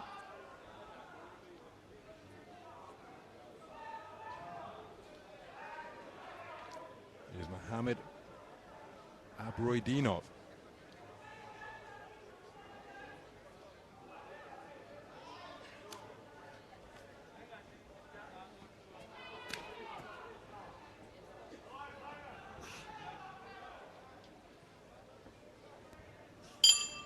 Round 1. So we're underway. Action in the round of 32 in the super heavyweight division between boxers from Germany and Tajikistan. And the man swarming his way forwards, wearing red, is Germany's Alexander Kasimov. His opponent, just looking to establish his own rhythm, wearing blue, is Mohammad Abroidinov. But good work to the body of the fast-fisted variety by Kasimov. Clever uppercut being turned in off the ropes by the man from Tajikistan.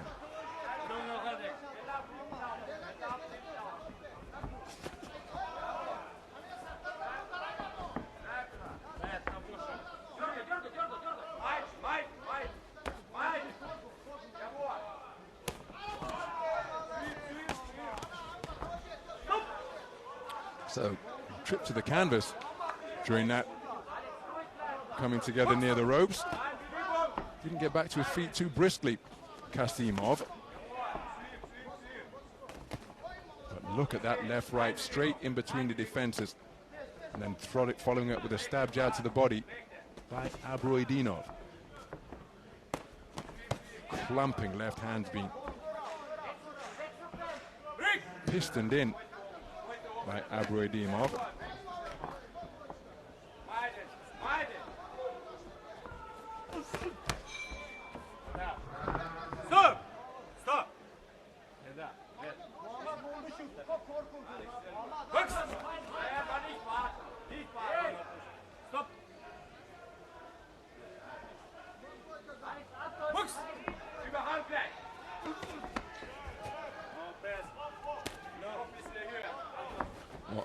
Abroidinov really is beginning to find the range behind these long, straight jabs here now.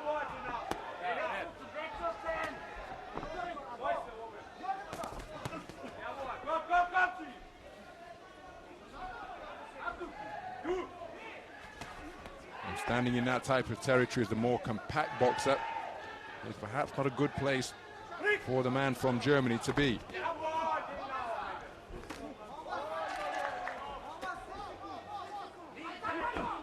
It's a low blow, but no complaints from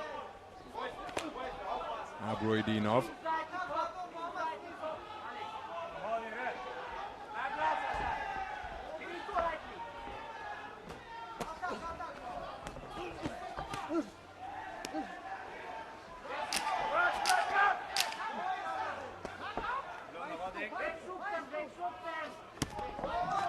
Solid left hand landed, followed by backhand success and another clumping left hook, and just a little bit of a glare exchange between the two at the end of that up-tempo opening round in this super heavyweight bout.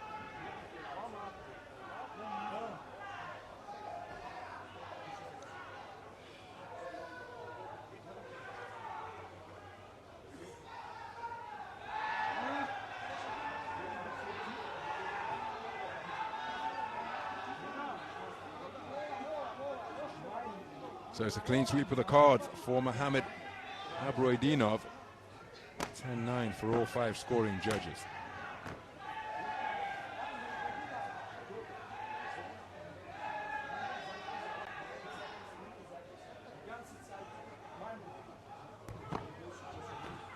Second out.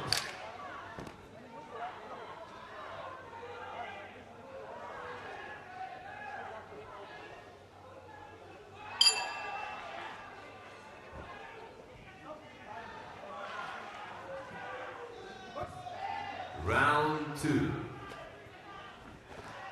So moving to the second round. Mohamed Abroydinov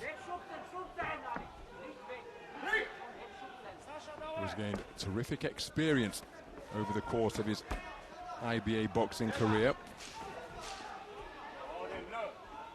Competed in the Asian Games in 2022, among other national tournaments as well. Shared the ring with the 2-time Olympic champion Bakadir Jalolov. So he only grew from those experiences, and now he's beginning to assert his dominance here between a stiff left jab and turning uppercuts underneath. But that right hand over the top, which remains a threatening weapon in the armory of Kasimov.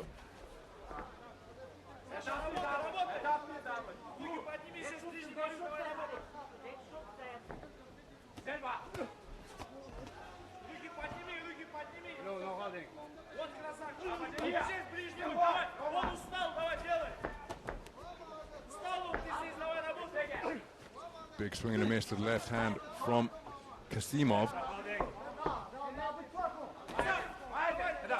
But when he's able to maintain a gap, Abroydinov, not only does he maintain clear distance between himself and his opponent, but put some distance between them in terms of, oh, there's a wonderful jab, came behind the right cross, and it was loaded with leverage just to snap the head back of Kasimov. Kasimov momentarily turned southpaw, looking to work his way inside, but it's a real deterrent. The stiff straight left of Abroydinov.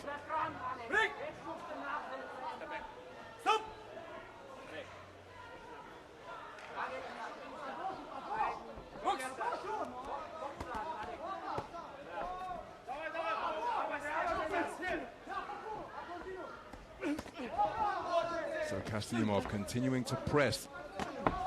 Lands a good left hook to the body. Spinning smartly out of the corner is Abroydinov. Oh, that's a cracking 2-punch combination. Right hand, left hook, and it completely stopped Kasimov in his tracks. Closing seconds of the second round. There's another left hook to check the chin of Kasimov. Strong conclusion to the round for the second frame in succession by Abroydinov. Right uppercut not too far away, but Kasimov taking those heavy punches well, and he's walking his way back into contention.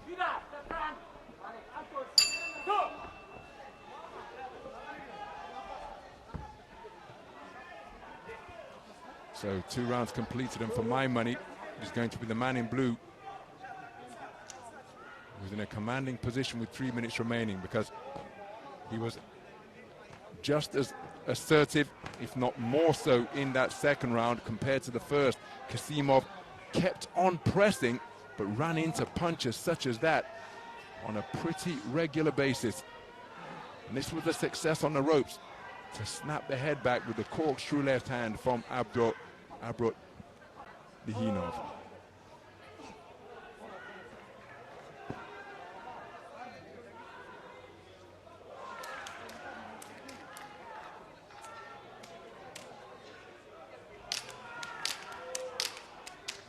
Seconds out.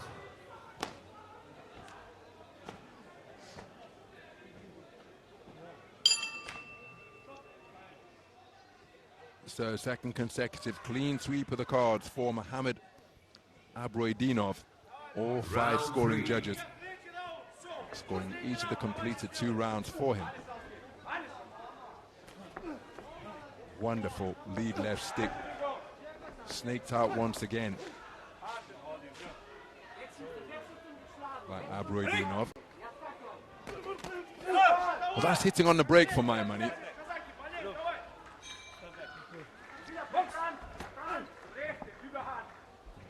The referee issues the command of stop or break. It must be a clean break and step back. But of course, the onus is on the response. The onus is on the boxer to observe the referee's mantra and protect yourself at all times. I've seen it quite a few times during the course of these championships of boxers trying to help themselves to a free shot by sneaking one in on the break. Kasimov, that's a good right hand over the top, causing Abroydinov to grin that dark gum shield. And again, trailing 20 points to 18 for all of the scoring judges means that Kasimov needs a massive final round. Both men appear to be feeling the pace here now. Their punches just a little less velocity on them when compared to the start of the contest. That unsurprising, of course, but they have to remain locked in and switched on. And shots like that right hand over the top from Kasimov could well turn out the lights. Slapping left hand landed by Abroydinov off the back foot. He appears to have had something of a second wind after he just took a breather for a few moments in this third, and is now asserting himself over that front foot, looking for holes in the defenses of Kasimov.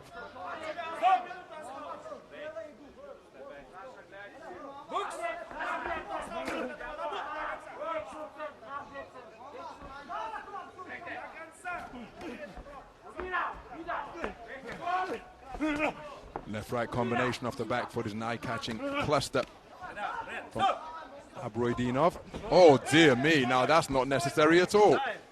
2 men got in a tangle, the referee called break, and Abroydinov just saying get off me, and shoved him across the ring.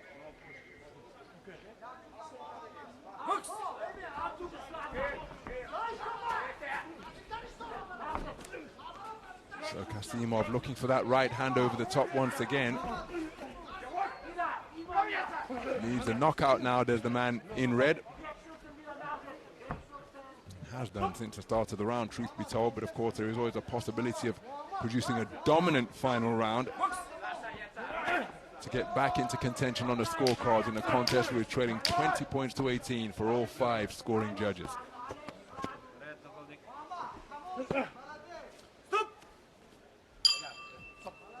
So an attritional affair comes to an end here in this penultimate bout of session 3B, a hard-fought affair indeed, where both boxers gave absolutely everything in pursuit of victory.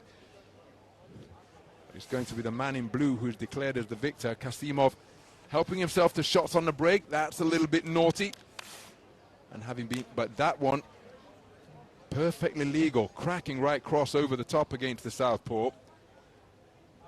But it was Abduraimov who, having been put on the end of that foul, says, here, hold that. Just pushes his man over to the canvas. When they remained within the rules, it was a very hard-fought affair in it with the man in blue who goes through. Points by unanimous decision is the boxer in the blue corner, Mohamed Abroydinov, Tajikistan. So Mohamed Abroydinov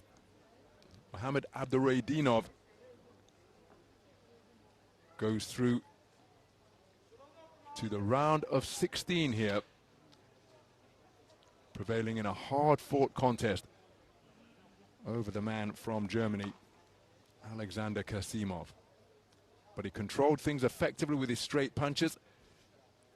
Had to take some shots as well, as you would expect on the World Championship stage, but he dealt with his opponent effectively, and despite the best efforts of Alexander Kasimov, it is Mohamed Abroydinov who goes through to the round of 16. And there he will face off against a man from Iran, Ramazanpour, the IBA pro, who had just come through his own grueling contest in the round of 32.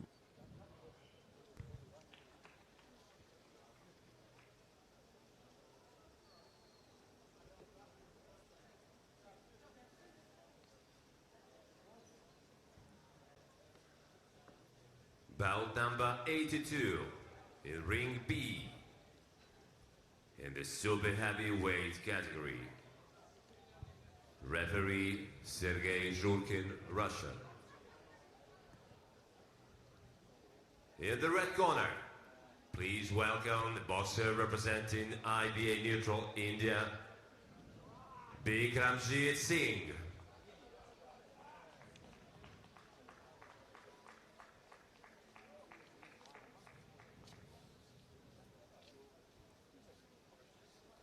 And in the blue corner, please welcome the boxer representing Kyrgyzstan, Mirzakir Khodzhiev.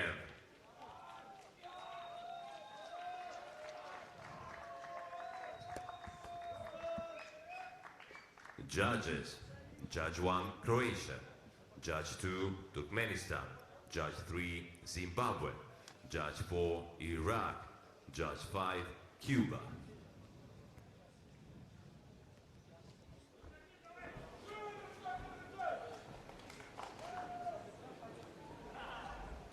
So bout number 14, our final bout of this session, features boxers from IBA neutral India, and there is 26-year-old Bikramjit Singh.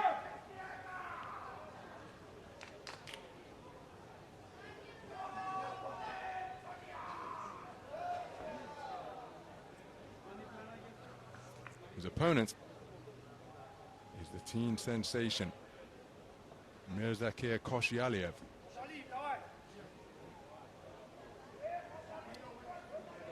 He's from Kyrgyzstan.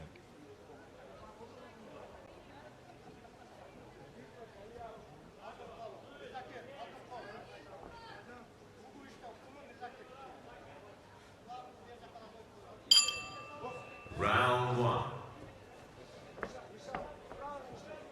So our final bout of session 3B is in the super heavyweight division between boxers from IBA India and Kyrgyzstan. The boxer wearing red, operating out of the southpaw stance, is Bikramjit Singh, 26 years of age, part of a 13-strong Indian boxing team. And the man just edging his way forward before slinging in a right hand is Mirzakir Khodzhiev. Oh, that's a cracking right uppercut, left hook from Khodzhiev. Just dipped the knees of Bikramjit Singh, but he's recovered effectively and scores with a good right jab to the body.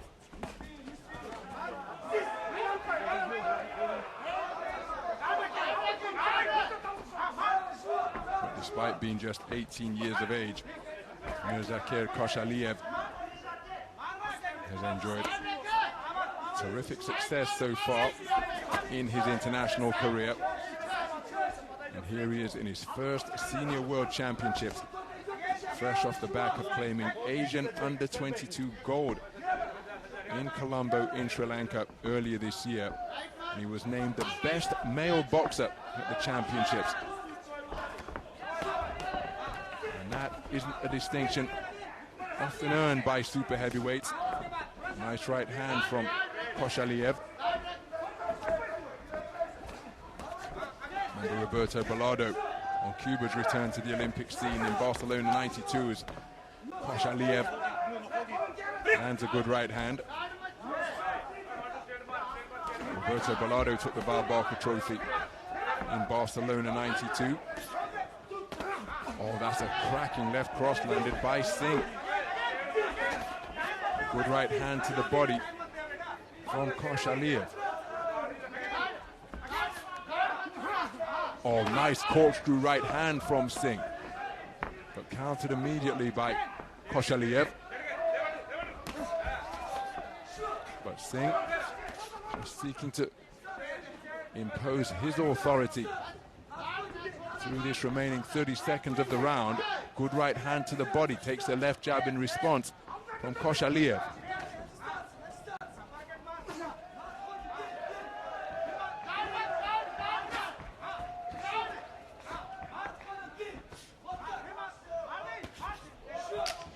So just looking to drive the bigger man backwards. Here's Bikramjit Singh. Scores with a wonderful right jab inside the 10-second clapper. Good round of boxing, where both men enjoyed success. Super heavyweights, of course, their weight's not announced, but there is a considerable disparity in weight, one would suggest, between Bikramjit Singh and Mirzakir Khodzhiev.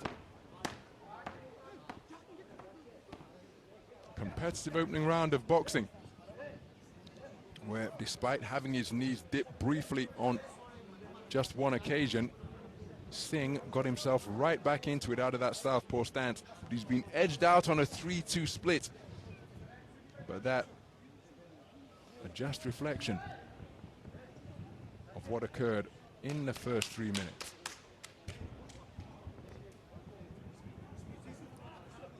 Second out.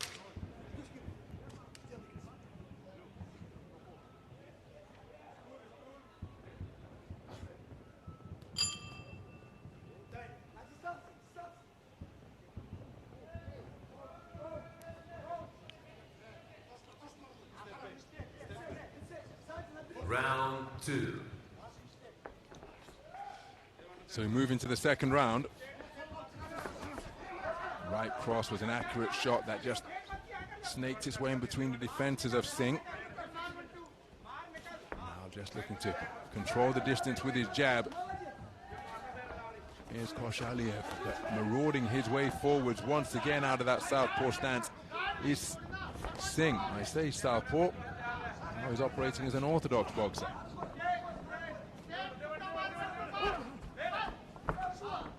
Nice turn out of the pocket from Khodzhiev. Clumping shot landed to the body from the right hand of Khodzhiev.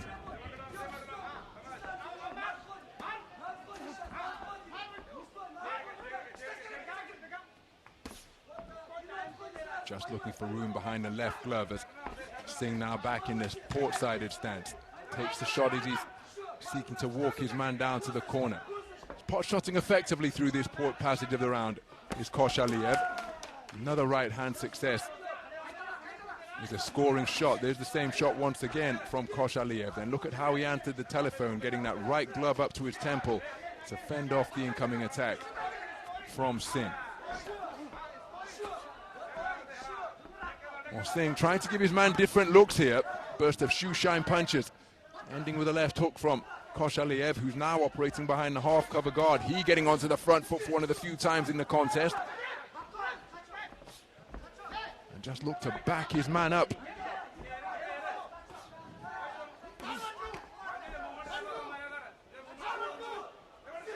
So beyond the halfway stage of this second round, a nice pivot in the pocket once again from Khodzhiev.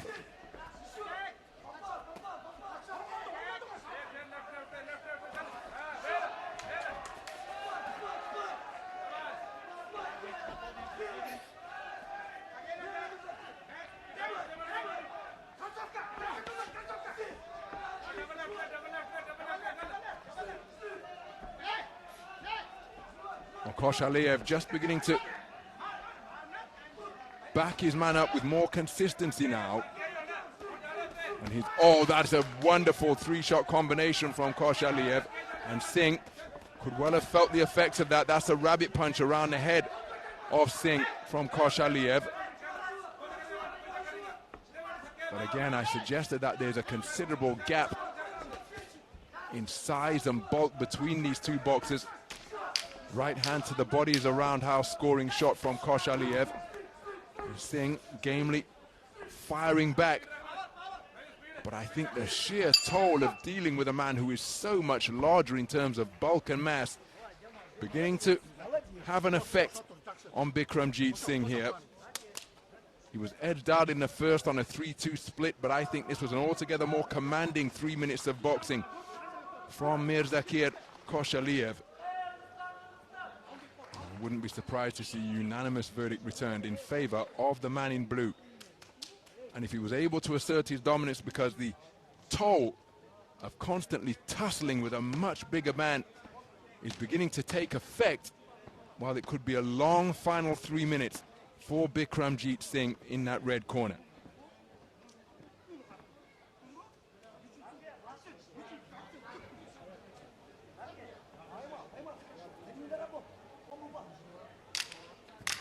Seconds out.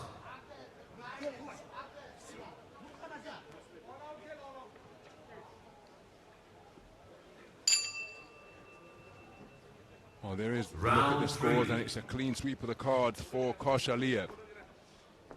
So we've 3 minutes of boxing remaining.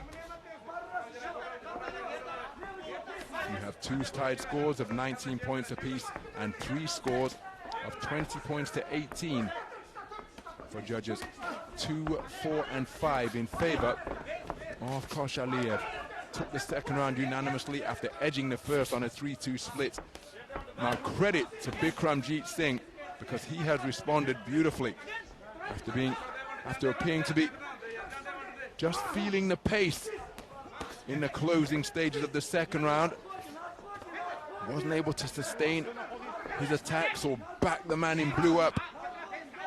And in stark contrast, Khodzhiev just began to walk his man down and make him give ground. Here's another left jab once again to catch the advancing Singh. Left-right combination. It was a sharp cluster from Khodzhiev.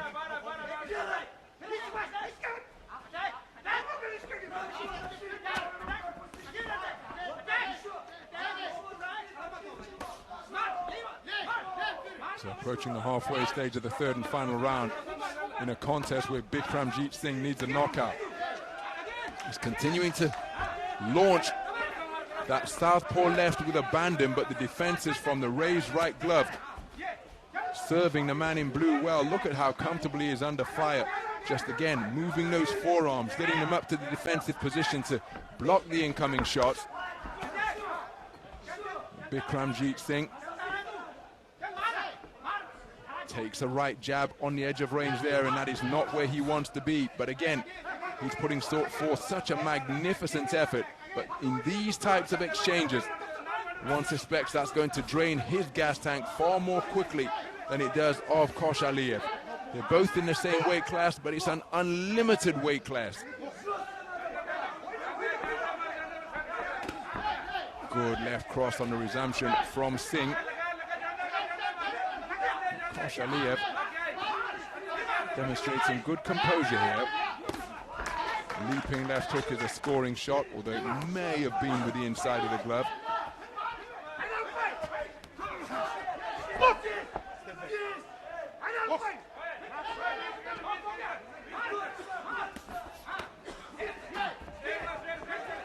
So Bikramjit Singh, you have to give this man credit for the manner in which he's contested this bout, never stopped trying, always going in pursuit of the big third round he needed. He appeared to be a little worse for wear during round number 2, but responded impressively. He's not done enough to win the round, I don't think, and clearly that means he won't win the contest, because Khodzhiev wasn't sent to the canvas or punched out of the proceedings, but they're an example of the composure under pressure from Mirzakir Khodzhiev. Just able to employ something resembling the Philly shell defense. Didn't seek to tuck his chin behind his shoulder, but just content to remain on the ropes and avoid pressure by slipping and sliding and moving that head. And the winner of this bout, points by unanimous decision, the boxer in the blue corner, Mirzakir Khodzhiev, Kyrgyzstan.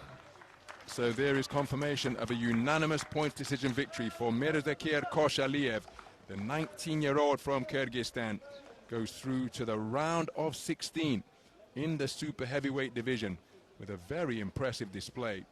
And there he will face off against the number 3 seed from New Zealand, and that will take place in the next round. So that concludes the action for this third session of boxing. Take a look at some of the replays before signing off for what is going to be a brief intermission, because we are back at the top of the hour. But a very good display indeed for Mirzakir Khodzhiev. Bikramjit Singh deserves immense credit because he never stopped competing. But in many respects it appeared to be a catchweight contest, such as the disparity in size between these two boxers. Showed his switch hitting ability and his punch variety, but always cool and calm under pressure was Mirzakir Khodzhiev, and he will go through to the round of 16.